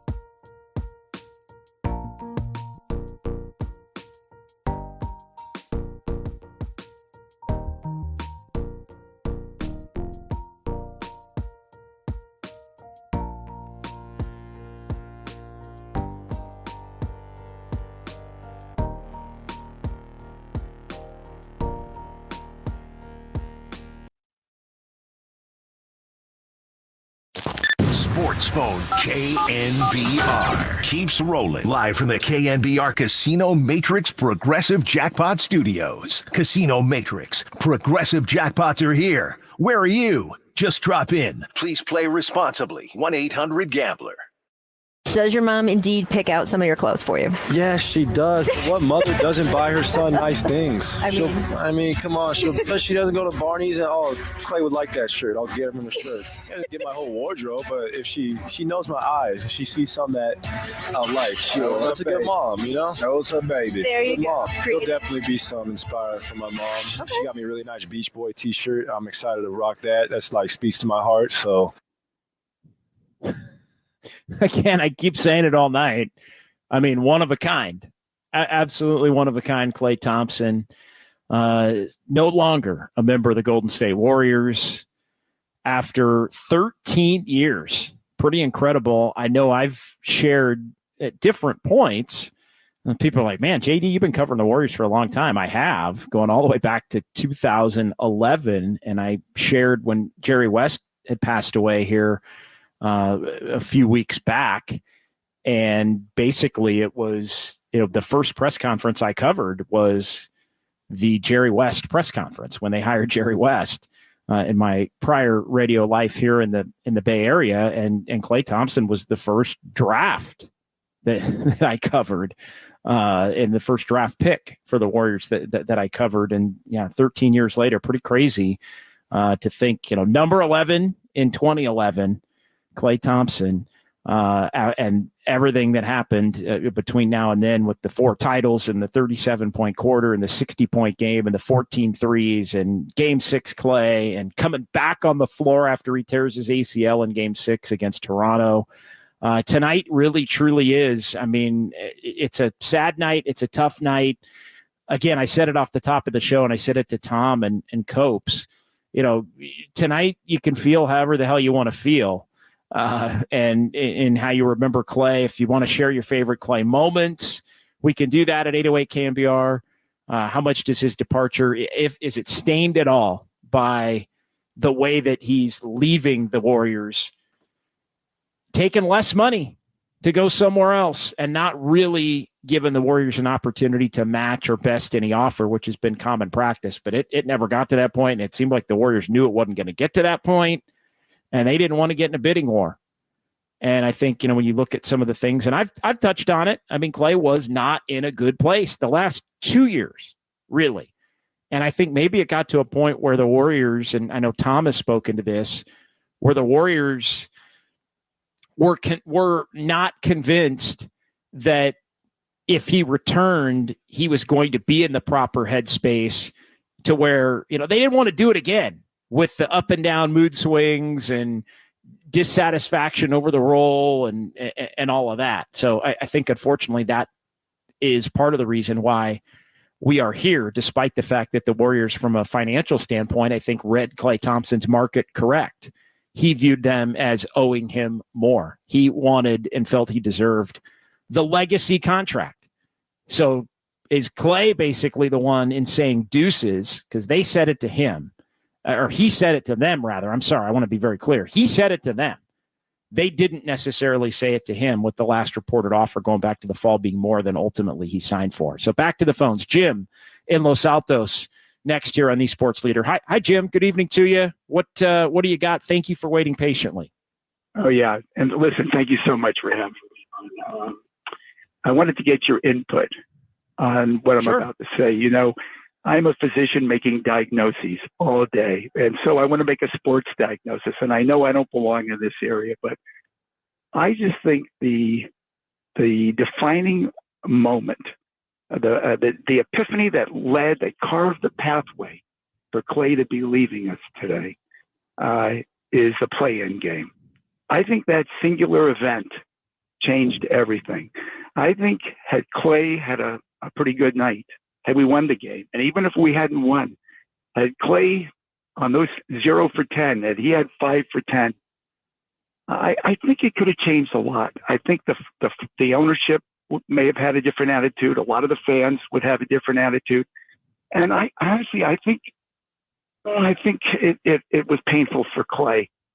And I think that game by itself changed so much. And I think about that game and why did we even have to have that game? And I think the sad thing is so much was based on that one game. And if we been the 5th or the 6th seed, had Draymond, not been out for 10 and 12 games for that kind of behavior, I think we could have won a few more games. And so the pressure of one game and defining your life in that one game, I don't think would have happened. So that was my thoughts on why Klay is not here with us. Well, Jim, I thank you. I think it was a contributing factor. I always say this in sports: how things end matters. And again, it's kind of an obvious point, but I think how teams' seasons end matters a lot. And, I think it relates to, in this instance, Klay Thompson. I think you can relate it to the 49ers. You'll go to the Super Bowl and losing in heartbreaking fashion. That'll be a conversation for the fall here on KNBR.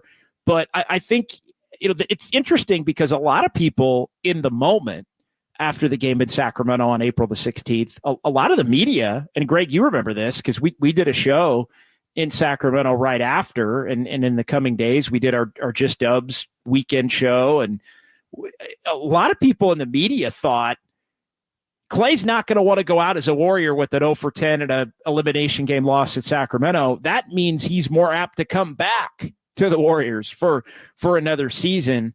But I think he got a lot of the blame the last 2 years. And I think there was a weight that he carried for getting a lot of the blame. And I think, again, this goes back even to the end of the 22-23 season. There was a sense to me that he thought, hey, I'm still a pretty damn good player, and yet there's all this attention on the bad games, and nobody really gives me the benefit of the doubt anymore that I made 306 threes at a 40% clip, or I'm still, still have a lot of great games. It's only the bad game. And in fairness, the bad games for Klay were killers for the Warriors. Every time he had one of those horrible games, they would lose every single one of them. And so I think that really was, Greg, part of the part of why he was in a bad place and so angry was all of that blame that he didn't think was fair. And then it led to a lower offer, a much lower offer than he anticipated going back to the fall. I think you're summing this up very eloquently, and that when Steph had a bad game or was part of a blown lead game, which happened a handful of times with the Warriors, well, he was kind of keeping this team afloat all season long, so it was never really going to be his fault. Draymond was getting blamed for other reasons, but he didn't have a lot of bad games. He helped get the defense back on track when he was available on the court. And you're right, with Klay, it was a magnifying glass. And whether it's, it's not fair. I'm not going to say whether it was fair or not. It's not necessarily fair that this team was not good enough to where when Klay Thompson didn't have a bad game, they were likely going to lose because they were just not that good. And it was put under the magnifying glass, and he didn't, Steph and Draymond didn't get the same share of scrutiny. Draymond in other areas, but not in terms of the basketball play.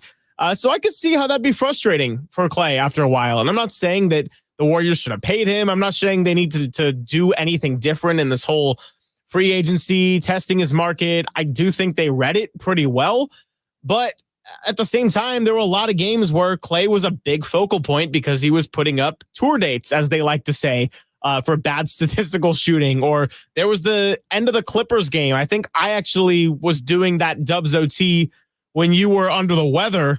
And that was when he fouled, made the foul against the Clippers, which kind of put the Warriors, essentially ended the game for them. And that was a rare mental lapse for Klay Thompson. And I remember that was a big discussion we had for the first hour of that night. So, yeah, I think it's a long list. And I do think that because this team wasn't that good and they kind of needed him to be the second best player, that's why it was always under the microscope. I think there were also times where maybe he wasn't totally locked in part because he was pissed off, whether it was an individual night or that was a bad game, or whether it was, he went into certain days where he was upset about the contract or the narratives or some of the questions about the future that would pop up. I mean, anytime he'd have a bad game and have to speak to the media, it was painfully awkward, and he didn't want to do it. And he would do it because he was a pro, and Raymond Ritter of the Warriors would basically make him do it. But he just didn't. It was, the whole thing was basically an eye roll to him. Well, and let's not forget, JD, and sorry to cut you off, but let's not forget that on April the 16th, when we got to at least see the Warriors beforehand, he didn't. Yeah, he was not happy in the morning. Yeah, he wasn't happy about it. He was not happy about it, and he did it. And that was, at the morning shoot around, the day of the Warriors' last game on April the 16th in Sacramento. And he did not speak after that game. If you recall, he did speak the following day at the exit press conference. But yeah, you're listening to KNBR 104.5 and 680 San Francisco, the sports leader. It is a Cumulus station. It is SportsPhone KNBR here Monday night. It's our free agency edition, 808 KNBR, 415-808-5627. Couple of texts and back to the phones, 925. The reason he lost the benefit of the doubt was brought on by himself. That in terms of his play, 928. Sad news about Klay. Thompson is gone. Born and raised in the Bay. 408. Warriors are better without Klay. Going forward, he isn't very good anymore. Multiple serious leg injuries, and being 34, he's not a starting shooting guard anymore. He thinks differently. So good luck, Klay. He should have stayed with Steph and Draymond at $24 million a year. And again, he could have done that back in the fall. Here's the other thing. And I think, again, this is part of why Warrior fans are having a tough time with it, as much as I think everybody's accepting it the best they can. He ain't starting for Dallas. Like, not only do you take, and again, maybe they figure out a way to start, like, he ain't starting for Dallas. They're starting Luka, they're starting Kyrie, they're starting PJ Washington. Like, he's not starting for them. What? Right? I mean, am I crazy? I mean, he's not starting. They're starting Gafford. I mean, and I don't think they're going to play. I don't think they're going to play him at the 3 and play PJ Washington at the 4. I know they were starting Derek Jones Jr., but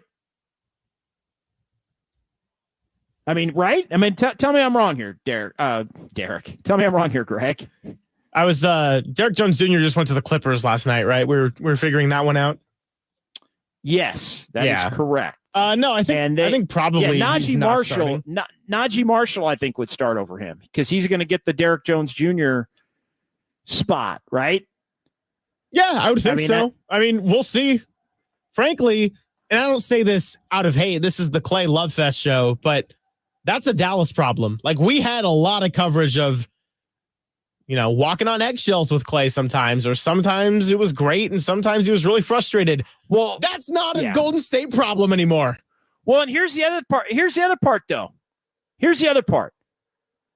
Because I do think he was pissed off that people were saying Jordan Poole should have started in front of him when he came back from the injury, and especially the second year after he got off to a bad start, 22-23, he got off to a bad start after the punch.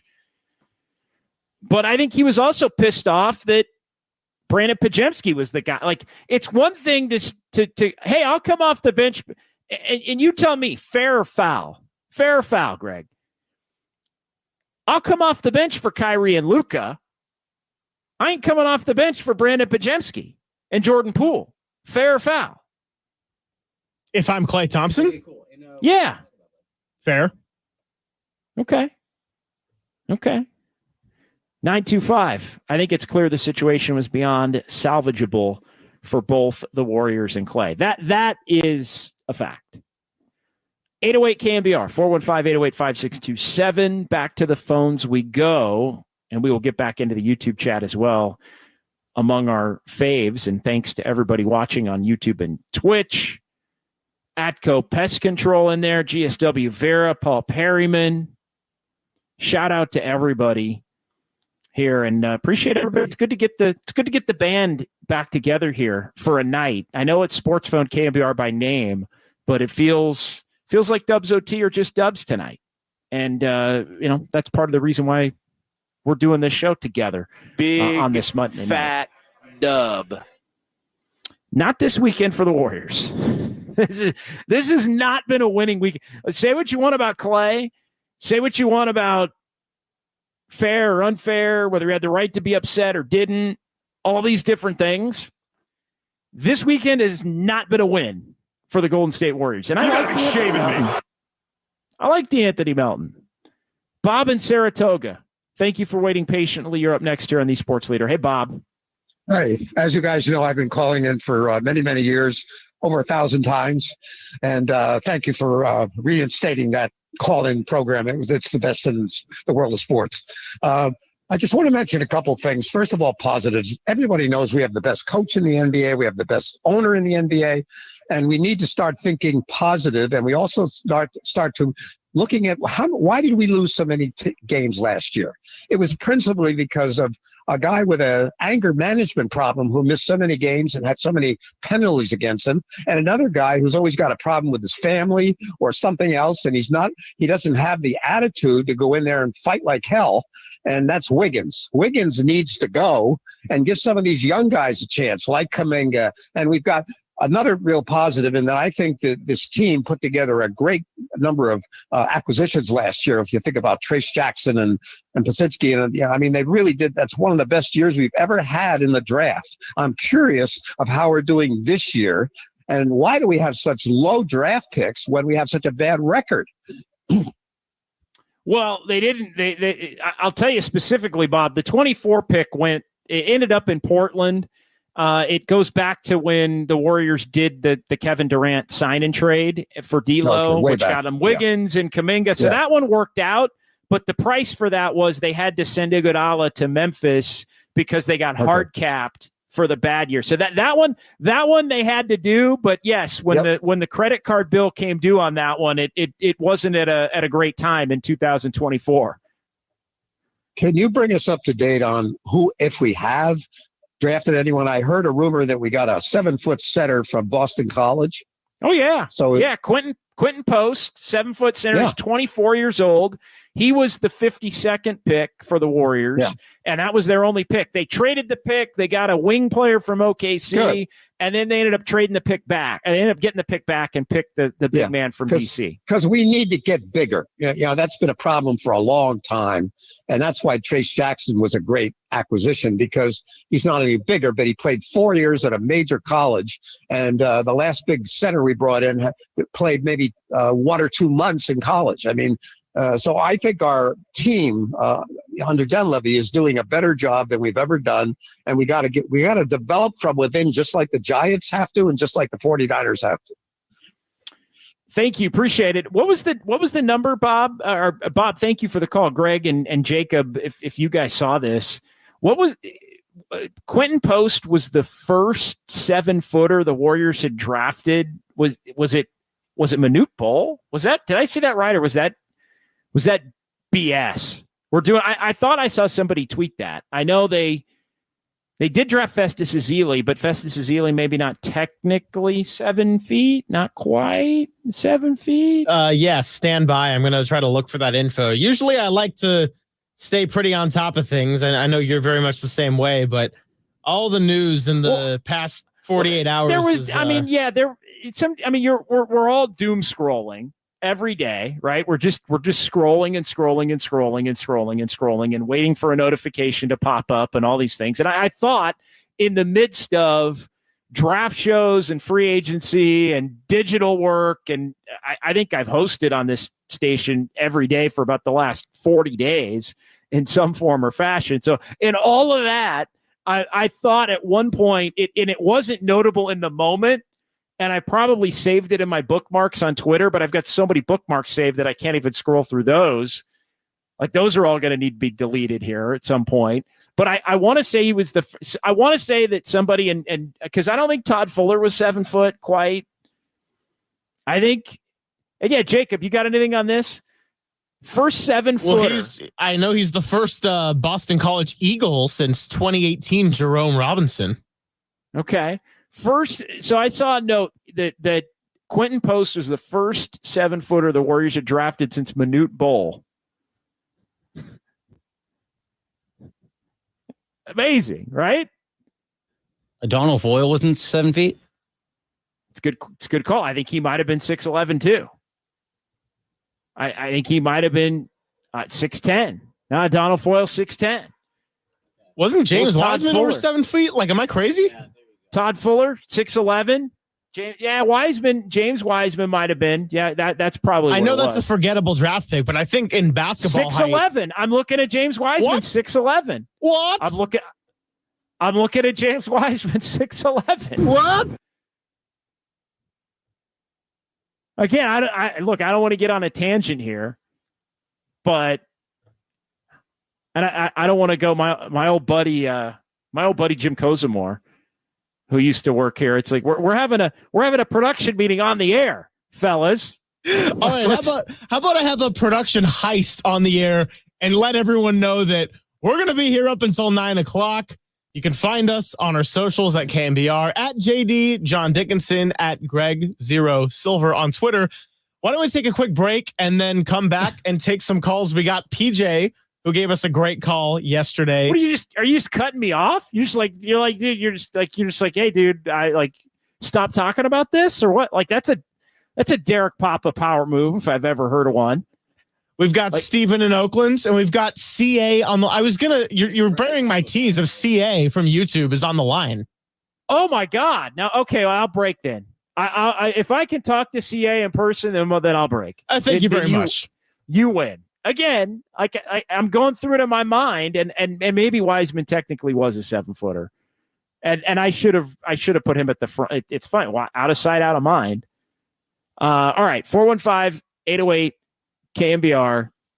It is Sports Phone here on a Monday on the Sports Leader.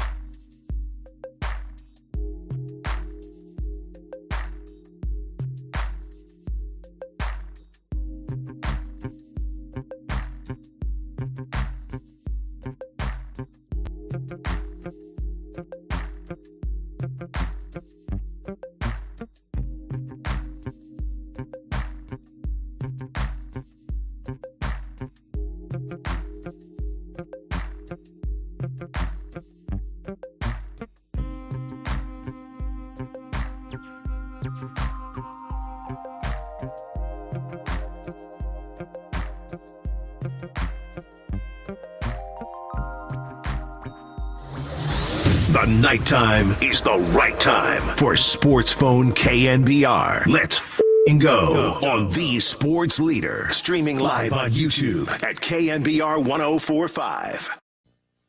I can't wait. There was this one player on the Grizzlies who tweeted strength in numbers after they beat us in the regular season, and it pissed me off so much. I can't wait to retweet that thing. Freaking bum. I had to watch that. I'm just like, this freaking clown. Okay. Sorry. That memory just popped up. You're going to mock us? Like, you ain't ever been there before, bro. We've been there. We know what it takes. So to be here again, hold that. We'll do a last couple for Klay. Mark Spears, back right. Twitter fingers. Can you believe it? Cannot. Petty and vindictive Klay Thompson. He had that side to him. He would turn. That was an all-timer.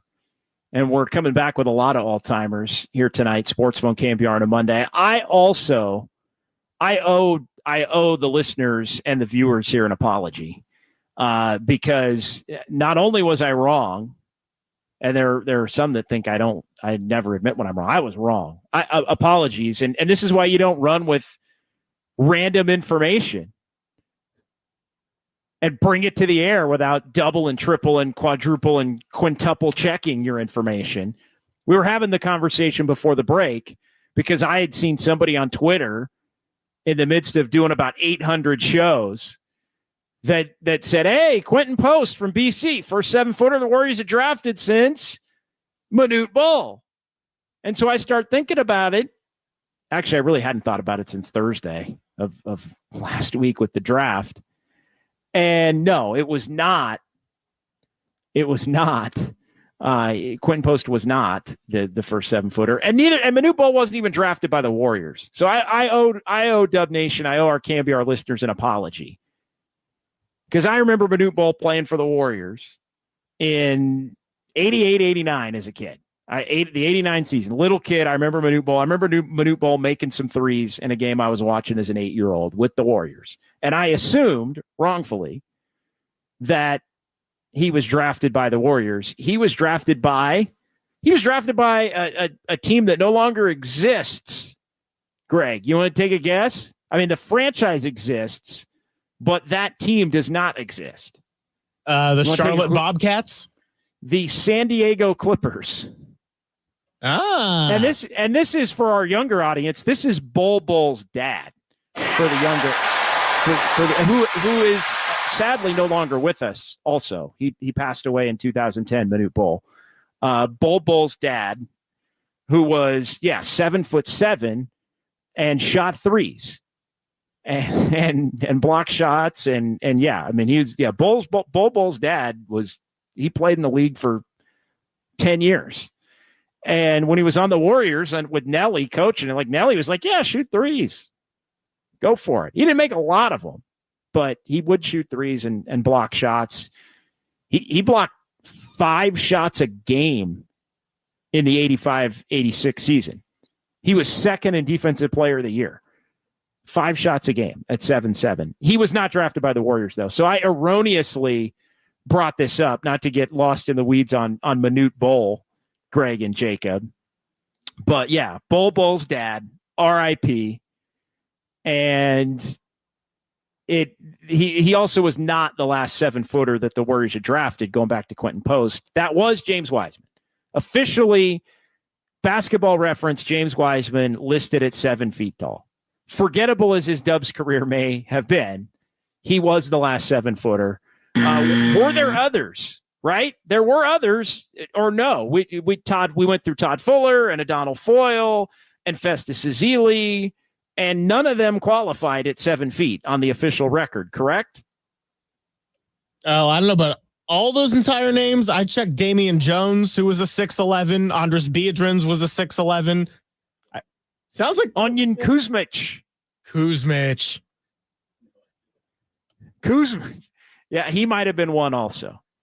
So anyway, the Warriors.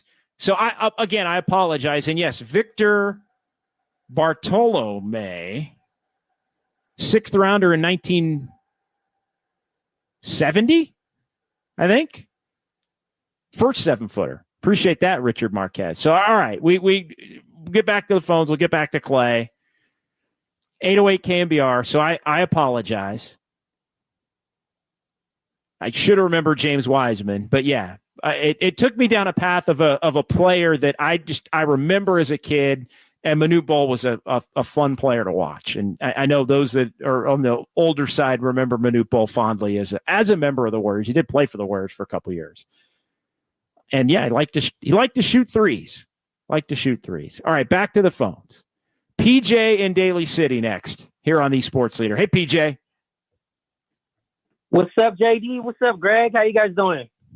We're doing all right, man. We went down the rabbit hole on Manute Bol, man. We got lost there for a second, but we're back on the road. Get us back on the road, PJ. This is what I'm talking about, man. I'm hella sad still. You see what I'm saying? This championship trio means everything to me. You got to understand, like, I paid for tickets to watch Eduardo Nahara. You see what I'm saying? Like, I said, babe, you want to go watch Cartier Martin today? You see what I'm saying? JD, like yes. Klay Thompson and that championship trio with Steph, Draymond, you could even add Iggy in there. They mean so much because in my lifetime, I never thought the Warriors would win one championship, let alone provide us with the opportunity to celebrate 4 parades. You feel me? Like, this is like Klay is supposed to retire a Warrior. And even though it's a sad day, I did call yesterday, and the one thing that I did not want to happen absolutely happened, so I'm celebrating. Klay Thompson is not a Laker. You see what I'm saying, JD and Greg? Let's go. Not a Laker. I love it. So all I got to say is this. There's 3 statues that need to be erected for Klay Thompson. The first one, JD, is him knocking over a fan at the 2022 parade. Just put that right in front of Chase. You can even block out the face of the fan, but it's good. I just want to see that. The second one is him throwing up the 4 fingers. And every time Devin Booker comes to the Chase Center, you put that right in front of his locker. Yep, that's you, Devin Booker. And we could add Jaden McDaniels to that too. Okay. And the last but not least, let's go ahead and put Klay and Rocco up in the middle. Make it as big as possible, right next to the Kevon Looney statue. Man, Klay Thompson, we're going to miss you. Wish you the best of luck in the Maverick. I want to make sure you understand that I'm not going to boo, but I will root against you when you play in the Warriors. Other than that, I wish you the best. I appreciate you, JD and Greg, for giving us the opportunity to speak out. And one last thing, if that 4-year, $80 million contract that the Lakers supposedly offered had any truth to it, we cannot discount the power of being the middle child. Klay Thompson looked at his dad and said, "No, Papa, I'm blazing trails here, Papa." And I can see him throwing his phone into the bay. You see what I'm saying? Then zoom off inside his boat. So that's what I'm talking about, Klay. You keep doing you. Thank you for being a Mav and not a Laker. Let's go, Warriors. Thanks, PJ. Good phone call. Excellent job. PJ in Daly City checking in 2 nights in a row for PJ. PJ can handle the back-to-back. That's the sign of a true professional.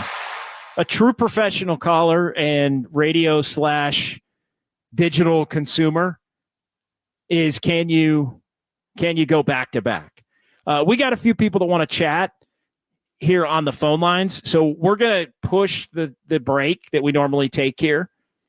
And because I've been so good at sticking to the break schedule, I think Greg and Jacob are going to allow it. So we'll take the break at some point here before the end, but we'll just keep it going. I don't want to make anybody wait any longer, including let's keep it going with I am a big you got to go longest hold on the board. So we're getting closer to CA. Steven in Oakland though is next, and then we'll get to CA and Percy, but Steven is next here on the Sports Leader. No break. We're coming to everybody right here. What's going on tonight, Steven? Hey there. You got me? We got you loud and clear, my friend. What's on your mind? So you guys seem to be confused, and a lot of people are confused about why he would take 3 and 50 over 2 and 48. Well, there's no income tax in Texas, so you're going to add another 25%. So it's really 3 and 65. So it's pretty comparable deals. And on top of that, he's made over $300 million in his career. So, 28, 30, 80 just makes no difference to him. And regardless, he's in a better place right now. He's much closer to a 5th ring than the Warriors, as you guys mentioned. And the Warriors are better off without him. His bad body language. I heard he was becoming a cancer in the clubhouse. He just wasn't going to be happy with his role. And he's becoming not a very good basketball player, to be honest. His three-point shooting is way down. He can't defend. He can't beat anybody off the dribble. So his days are pretty much numbered. He's maybe effective for only one more year. And I think the deal worked out for everybody. We should be happy for him, and he should be happy for us. Well, and I think the Warriors... Yeah, no, go ahead. I'll let you finish the thought. I was just going to say part ways amicably. Yeah, and I mean, I think it was as amicable as possible, considering the fact that they're clearly on Klay's end is still a decent amount of friction. Thank you for the call, and that's a great point. And I want to give you credit. That's a great point on the state income tax or lack thereof. And so you're right. He is going to be carrying and keeping a little bit more of that 3 and 50 than obviously he would have had he still been in California. The 3-point shooting was down a little bit this year from 41-2 to 38-7 and more bad games. Like I think that's the thing when you look at a great player and they start to get a little bit older. And I wouldn't say that Klay isn't good anymore, but there was a clear decline in 23-24. And I think part of it was due to, yes, older again, but also I think it also came down to, he wanted to play back-to-backs. I said it a couple of years ago. If there's any player in the league that should never play back-to-backs ever again, it should be Klay Thompson. And I think that was the Warriors' plan for him originally, and he hated that and wanted to play and wanted to start. And so, look, I think the Warriors are, until we see what they do with the roster here in the offseason. I do think they're worse for not having Klay Thompson, but I don't think they should have overpaid to keep Klay Thompson either. Like, I do get it both ways from a purely basketball standpoint right now where this team is moving forward. And sometimes you got to go somewhere else to accept change, right? I'll go to Dallas and take less, maybe not with the income tax, but I'll go to Dallas, I'll take less, and I'll come off the bench because, as was alluded to in the call, you're closer to winning a championship there than you are here. So you'll make the sacrifice for that. I don't think Klay believed he needed to make the sacrifice for where this Warriors team was. All right, let's get to CA. CA from the YouTube chat joining now on the phone lines. Hey, CA, how are you? I'm doing all right. You know what? I'm doing better than I was yesterday. Yesterday was a very, very rough day. I tried calling in, but I guess all the Dub Nation tried to call in yesterday too, so I wasn't able to break through. But man, it's I just wanted to call and get out of the YouTube chat to just show my appreciation. It's been the better part of a decade, probably decade plus, that Klay helped us turn around the Warriors program, and we won 4 championships. That's absolutely insane. I'm never gonna have any sort of ill will towards Klay, Steph, and as much as I talk negatively about Draymond in my inner circles, I got love for Draymond too. Like previous callers said, I never would have thought that the Warriors would be able to not only have 1 championship but 4. That's absolutely insane. I'm not necessarily like a new fan, but I am relatively young. But when I was a kid, my dad I was fortunate enough to have season tickets, and we had season tickets for 2 seasons. The 04-05 season and the 06-07 season. And so the We Believe year. You got the We Believe year in there. No, we stopped right before We Believe. And okay, got you. So 04, 05, 05, 06. There you go. Yeah, so I got it wrong. Got it. Yeah. Okay. Yeah, no, all good. Mm-hmm. So I just, man, like, I just remember, you going to the stadium and, it's a good time out. You go, you root for, whoever is on the away team to have a good game. And and you just hope it's a good game, or entertaining game. And we had 3, if not 4 Hall of Famers all at one time. Like, that is insane. That is absolutely insane. So I've made it through my grief, my anger, my disbelief, and I think now I'm just appreciative. I am shocked that he didn't go to LA, just considering the ties of his father. But I guess he didn't like JJ Redick as a coach or LeBron as a teammate.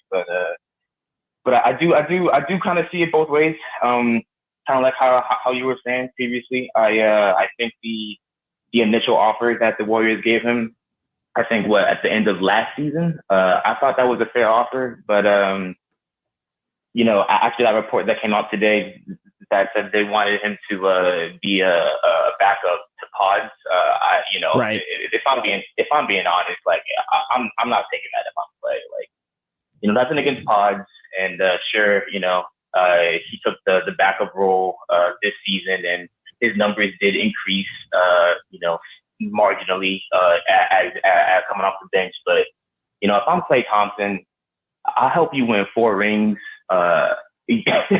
And you want me to just sit behind Pods? Like, I just can't do that. I can't do that. So I really don't fault him. It's rough. It's rough. Man. What else? Lauri. I can quickly speak about Lauri Markkanen. I have personally been a fan of Lauri ever since he was in Chicago.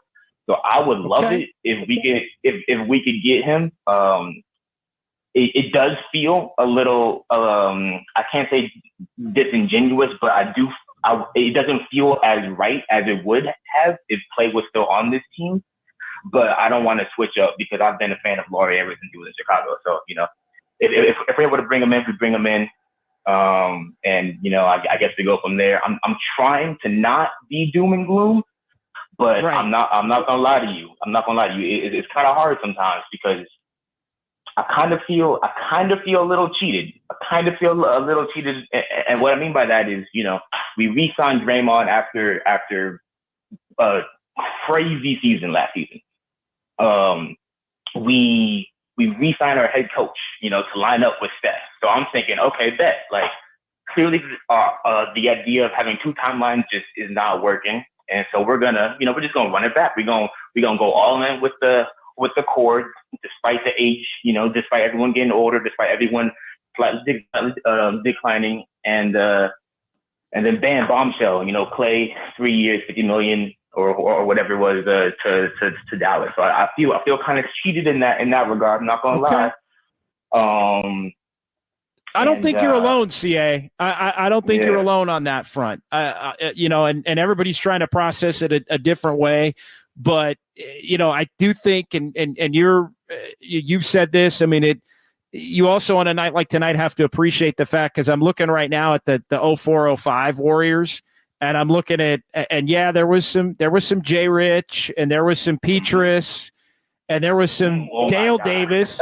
We got Trace Jackson Davis's dad playing for the Warriors then, Dale Davis. But then we've also got some, oh my goodness, Derek Fisher. We got Eduardo Nahara. We got Ansu Cisse. We had Foyle. We had Foyle. I was a big player in my household because my mom went to college with him. So I was actually able to meet O'Donnell one time. But man, our roster back in the days, man, it wasn't. It was kind of tough to sit through a full game or to make it past make it through that 82 game season. And again, I just want to be appreciative because I've definitely made it a priority ever since we had Steph, Klay, Dre, Andre, Barbosa. CA, let me jump in, man. Appreciate you. Thank you for calling. Don't make it your last call. We love seeing you on the YouTube chat. And man, we're going to be here regardless. If it turns into Derek Fisher's and Aaron Miles and Troy Murphy's and Ike Diagu's, we're here for you, my man. We're here for you. Absolutely. Thank you, Greg. Right on. All right, appreciate it. CA checking in here, 808 KNBR. Good stuff from CA, Greg, before we get back to the phones. We may just end up going all the way to the end here, Greg, just to let you know. You've done so well with the clock, and I say that with no sarcasm, that we will just have to go all the way to the end. I think we're good. We got a few on the board, which is great. And yeah, CA, thanks so much. Don't make it your last call. Great seeing him, not just in the YouTube chat, but in the YouTube comments. CA's been there for our off-season podcast series, JD, and is always like, oh, I missed the live stream. And I'm like, no, we're not live. It's all good. So big thank you to CA and a lot of our YouTube regulars. Well, and here's the thing about this show and the Just Dubs and Dubs OT shows, and when we do SportsPhone special shows, we're all encompassing. So there's sometimes we're just YouTube, and the YouTubers get the full freight and all of the back and forth. But we like to make it interactive for everybody. We like texts, we like calls, we like everybody to get in however they want. And I love the crossover. I love it when the chat folks call. I love it when the people who call get in the chat. It's good stuff. We definitely love to see it. Yeah, and actually speaking of one of our regular callers who wasn't actually with us tonight, but I had this drop ready to go and forgot to play it during PJ's call, saying he was glad that Klay did not go to LA. Hey, JD, what you up to, sugar? Long time no talk to. In fact, that was actually the wrong one, but that's still a great drop nonetheless. What I was looking for was, I hate the Lakers. I hate the Lakers. I like that one, but I like Robin. Robin is a great caller from my prior radio life here in the Bay, and this is the first time I've heard from Robin. Robin, if you're out there listening still, if you're watching, you call in anytime. Ebe here, CA deserves a statue. Yes, CA was getting through. I was letting CA roll with it. Andis Brown, JD's better with the clock than Camilo Doval. Tonight I am. That is not always the case. Robert in the chat, Greg taking more calls than dominoes. Silicon Valley man coming down CA's road a little bit, bringing the sad vibe. Need to talk to that guy. Huey Cam. We got the Huey Cam. Looking out for Jacob, who's having a sandwich. I'm just kidding. He was eating an apple earlier. He might be having something a little bit stronger. All right, let's go back to the phones. Percy in Oakland next here on the Sports Leader. Percy, thanks for chiming in.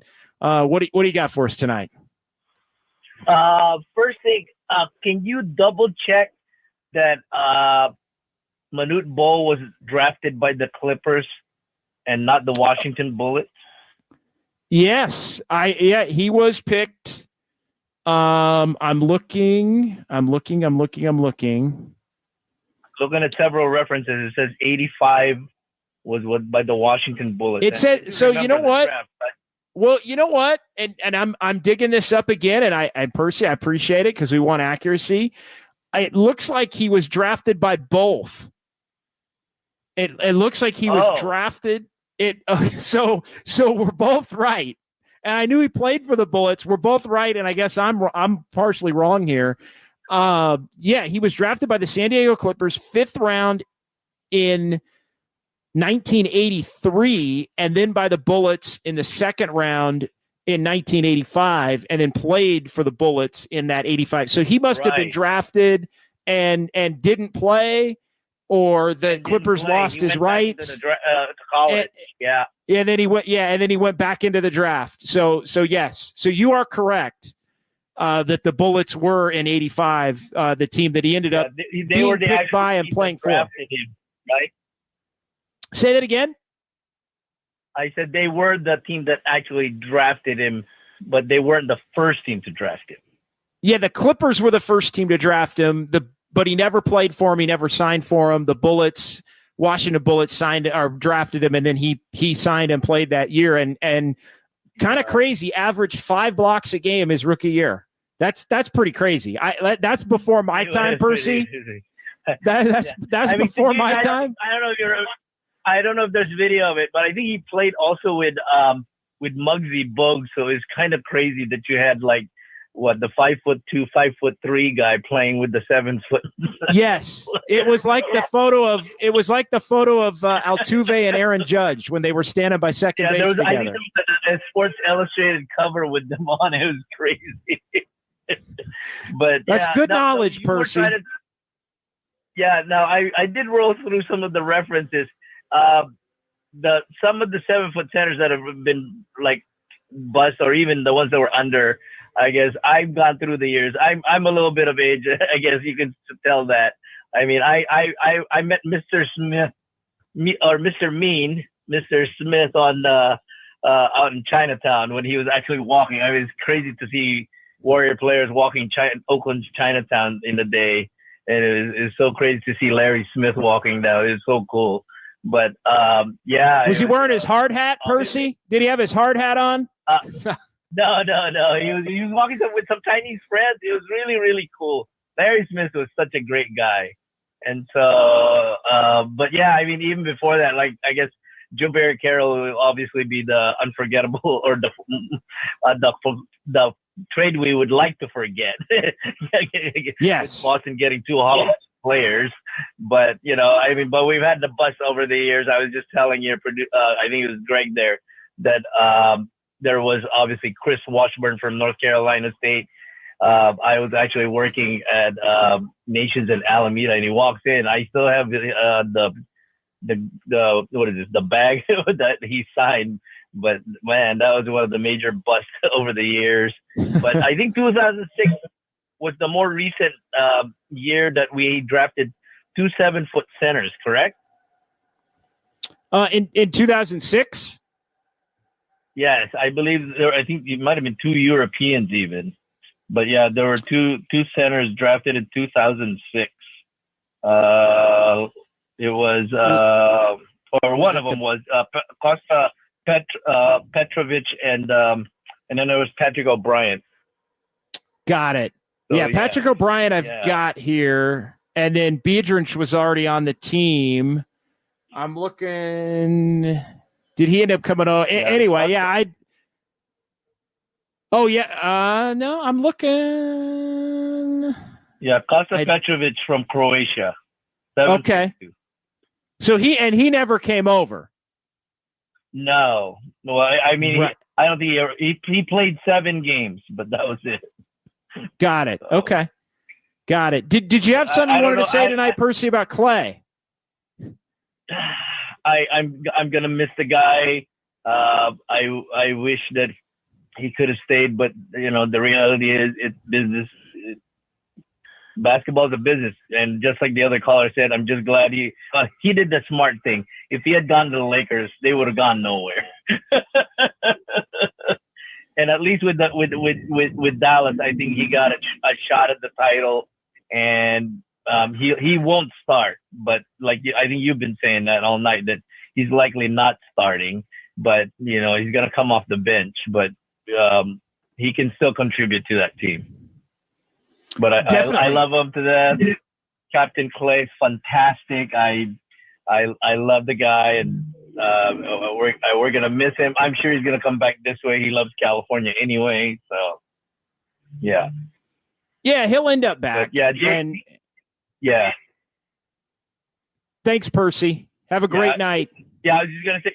Yeah, you too. It's nice talking to you. I talked to you before at the other station, but have a great evening, sir. Well, thanks for coming over. We definitely appreciate you coming over and talking here, and keep it here. Keep it here. We got converts all over the place. All over the place. Good stuff from Percy in Oakland. And yeah, I mean, it's going to be all love. It's going to be all love. I know it doesn't quite feel like it tonight, although I think everybody, and look, CA mentioned this. He felt better about it today than he did yesterday. I think, and we were all kind of bracing for when it was going to happen and how it was going to happen. And you got the 2-part announcement, right? Which I think might have helped people. I think we all knew it was trending the way it ended up going here the last week. It was the 3-part announcement if you include Saturday, which was basically like the, hey, get ready. Right. Well, that's true. Yeah, it was bracing, and then it was, oh yeah, he gone, and then it was, where's he going? And so you're able to kind of process it. I think the most disappointing part of all of this thing for the Warriors is they're just not better as a team. No shade against DeAnthony Melton, who they did sign today.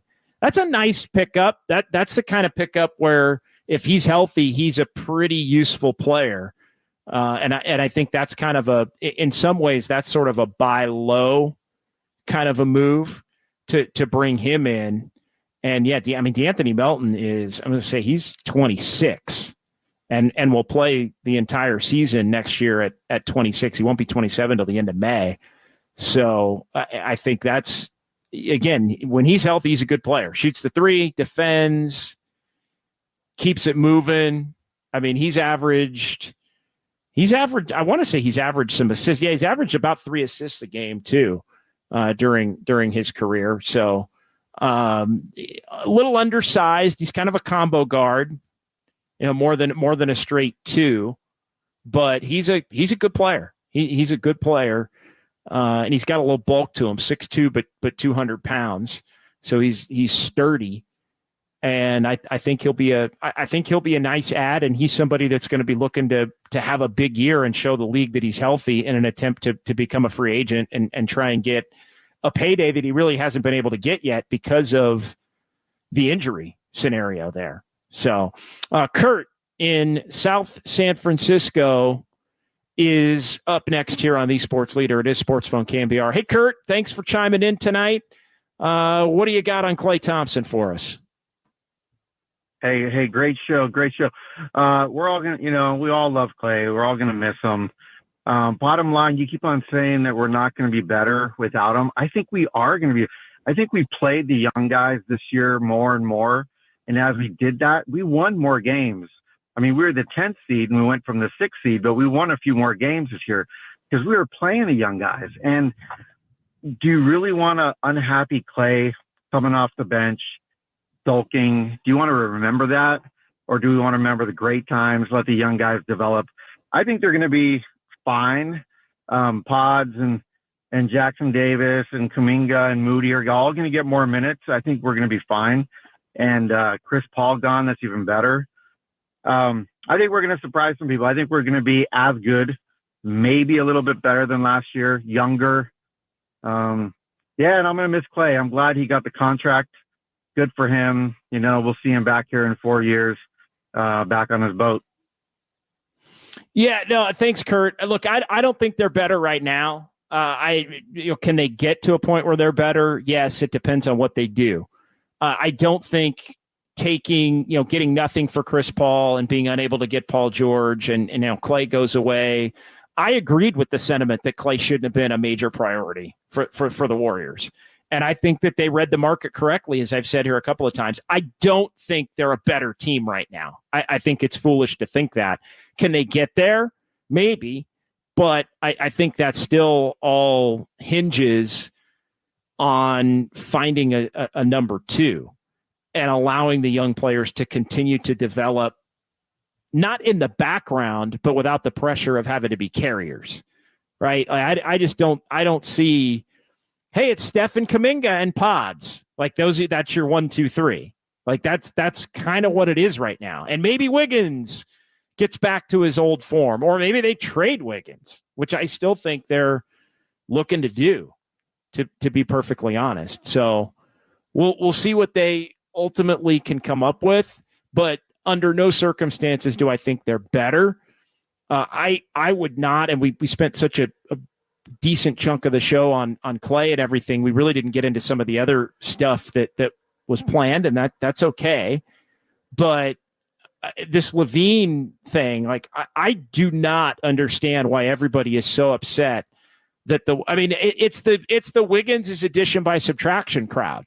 Like Zach LaVine, and I said this yesterday, there's no way in hell you trade Chris Paul and Andrew Wiggins for Zach LaVine. I would have traded Chris Paul and Looney. I would have traded Chris Paul and Peyton. I would have traded Chris Paul and Moody if that would have gotten it done. And again, this is taking a pick back because it was widely reported the Bulls were sending a first-round pick back with LaVine no matter what, that they couldn't find any deal, even attaching a pick to him that anybody would do. So I get the Warriors are not in a great spot, but Wiggins and Chris Paul for LaVine, that would have made the Warriors worse. That would have made them worse than they are right now. And I know somebody said, well, JD, that means you'd rather have Wiggins than LaVine. Yes, exactly right. I would rather have Wiggins than LaVine. He's still the only true small forward on the roster and still their best point of attack defender. And LaVine, to me, only made sense if the Warriors were basically going to get him for nothing. They're going to take on the money, but they're going to get him for nothing. CP3, Looney, and GP, a couple of guys that are basically salary spacers, salary fillers at this point, and the pick, owed over $40 million each of the next 3 years, and coming off a surgery to heal a bone that wouldn't heal on its own. Like that you cannot. The Warriors would have been worse for that. So yeah, and I just that one would have been making a trade just to make a trade, and I don't think that would have been a good thing. And it also would have set up not having a small forward on the roster, which set up the whole conversation I had on social media about Kuminga, which we'll spare you that, because I do think Kuminga, he can't. You can't make a move where Kuminga goes into the year starting at the 3 for the Warriors next year. The only way that's successful is if you get a 4 that can, or a 5 that can shoot. And he also has to be a 3. And again, it's a positional thing. It's a small forward thing. Kuminga's fine at the 4. He everything he did last year, the growth, all of it, he played the 4 99.9% of the time. And I get frustrated, and I probably shouldn't, because I do think there's a decent portion of people out there that think Kuminga and Wiggins play the same position. They don't. Wiggins played the 3 85-90% of the time. Kuminga played the 4 99.99% of the time. And anytime they put him at the 3, it didn't work. So my point was not to tear Kuminga down at all. It was more just to accept the fact that Kuminga's a 4. Don't make a move that forces him now to learn to be a 3 when he's got so many parts of his skill set that still need to be developed. Keep him at the 4 if you're going to keep him, and keep building a roster that makes sense around that. But if TJD and Draymond don't make sense around that, then don't be afraid to include him in a trade to try and get a number 2 option. It's all interconnected. And I know a lot of people are expecting a big time leap from Kuminga, and I get it, but I think that leap is harder if you move him from the 4, where he's been successful, especially as an offensive player, to the 3, where it really hasn't worked out whenever the Warriors had. You got to have some level of continuity for him to grow. Not say, hey, you're playing a new position that you have not been good at in the NBA right as you're starting to figure out the first position that you have been good at. So we'll get that out here in the final minute or so. All right, I'm coming around the horn here. Greg, final thoughts to you on this night. Jacob, I'll give you a final thought, and then we'll get the heck out of here. My only final thought is that I might have a little bit of content coming out about this news and this 13-year chapter closing for Klay Thompson. So stay tuned on that. You're gonna write something, right? Should I have not said that? No, you could say that. I do a lot of talking, not a lot of writing, but that's the plan. So working on getting that up, and that's really all I got. I do want to see if we can sneak Tim and Visalia on for a little late call here. That's your call. Yeah, if you think we've got time, Tim, you have the floor. I want Tim on my good side. What's going on, Tim? You're the last caller of the night. Okay, guys, how's it going? We're doing well. So, I'm not a huge basketball fan. Okay, the way I look at it is I will watch the playoffs and I'll watch the finals, but I'm not a huge basketball fan. I'm more football, baseball. But the way I'm looking at this is the way Klay Thompson left. I don't blame him for being mad. I wasn't happy when Crawford left the Giants. I'm still not happy about it. But baseball is a business. Just like baseball is a business, basketball is a business too. The Warriors, I'm sure, tried to find ways to work around trying to bring Klay back, but it just didn't work out. So, like I said, it's a business. It's going to happen. After 13 seasons, he leaves. I'm sure he'll be successful in Dallas. I'm sure the Warriors eventually will be successful again without him, which, just like the Giants, I'm sure they're going to be successful eventually without Crawford after 13 seasons. It's very, very weird to see Crawford in a Cardinals uniform, just like it's going to be weird, even though I'm not a basketball fan. I have occasionally watched the Warriors, and with Klay in a Warriors uniform, it's going to be just as weird to see him in a Mavericks uniform. But without a doubt. One last word, and I'll hang up and take it off the air. I'm hoping that for Klay, he has a chance to win another championship because Dallas is right there. Yes, and they had a chance this year. They just didn't. They didn't have what it took to beat Boston. So I'm hoping that he does win another championship.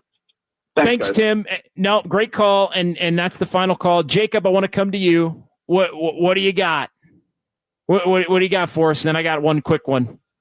All I got is to mourn Klay Thompson. At some point in the next month, I will be going to House of Prime Rib, drinking my ass off with a bunch of Manhattans and having a huge cut, King Henry cut, in honor of Klay Thompson. I will pour one out for Klay Thompson because he gave his heart and soul to Warriors fans everywhere. I'll love him to death till the day he goes. And, that day is today. And when he hangs it up with the Warriors, I'll love it. I'll be there. I'll cry again, okay? Because Klay Thompson's the man. He will always be the man.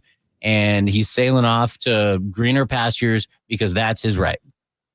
All right. For Jacob, I'm Greg. We'll table it on that note. I think the other thing, and Tim mentioned as far as Dallas, and we're going to run a little bit over the top of the hour, but that's okay because we do what we want. Greg allowed for this. I was about to go 3 minutes ago, and Greg's like, no. This is a Greg-endorsed clock move right here. The big issue, and again, Tim mentioned this, the big issue moving forward is there are some teams in the West that have gotten better. There's a handful of teams that have gotten worse. I think right now, Dallas is one of those teams that's gotten better. The Warriors, I think, are one of the few teams that has lost more than they've gained in the offseason, but still a ways to go. We'll see what they do with the traded player exception. We'll see if they end up trying to make a big swing at a number 2. But yeah, Klay Thompson, it'll all be positive vibes when it's all said and done. All right, for Greg and Jacob, thank you. We got Giants coming up here the rest of the week. And so enjoy the next few days. I'm back tomorrow at 10 a.m. with Lund in for Papa again. So more of that coming up tomorrow. It is KNBR 104.5 and 680, the sports leader. 2011 NBA Draft. The Golden State Warriors select Klay Thompson from Washington State University. A long three for Thompson, and that is an NBA record. His 10th three-pointer of the night. Westbrook stumbling, lost it. Again, it is Iguodala. Thompson fires for 3. Yes! Golden State by 3. That's all heart and will. He's challenging himself. He doesn't want to go home unless it's to play game 7. For NBA history, you got it! 14 threes in a game. Has never been done until tonight. The first guy I would like to thank is the host, who's done a tremendous job tonight, Steph Curry. I mean, I've been living in this guy's shadow for a decade. He's back! I would not be here without the Warriors organization. I mean, who pays a guy after tearing his ACL? Like, that's unheard of, but they have faith in me. So I know you're out there somewhere, Bob. I appreciate you. If you're wondering what the NBA record is for most points in a quarter, you just watched it. Klay Thompson, I'm going to repeat that, 37 in a quarter. An early morning launch out the harbor, there's nothing really better besides winning a championship. One college player forgot that there was even a team in Oakland. That was Klay Thompson, by the way. There's the other Splash brother, Klay, and whose jump shot is actually a little prettier. All right, Klay, thank you for sticking this interview out. No problem.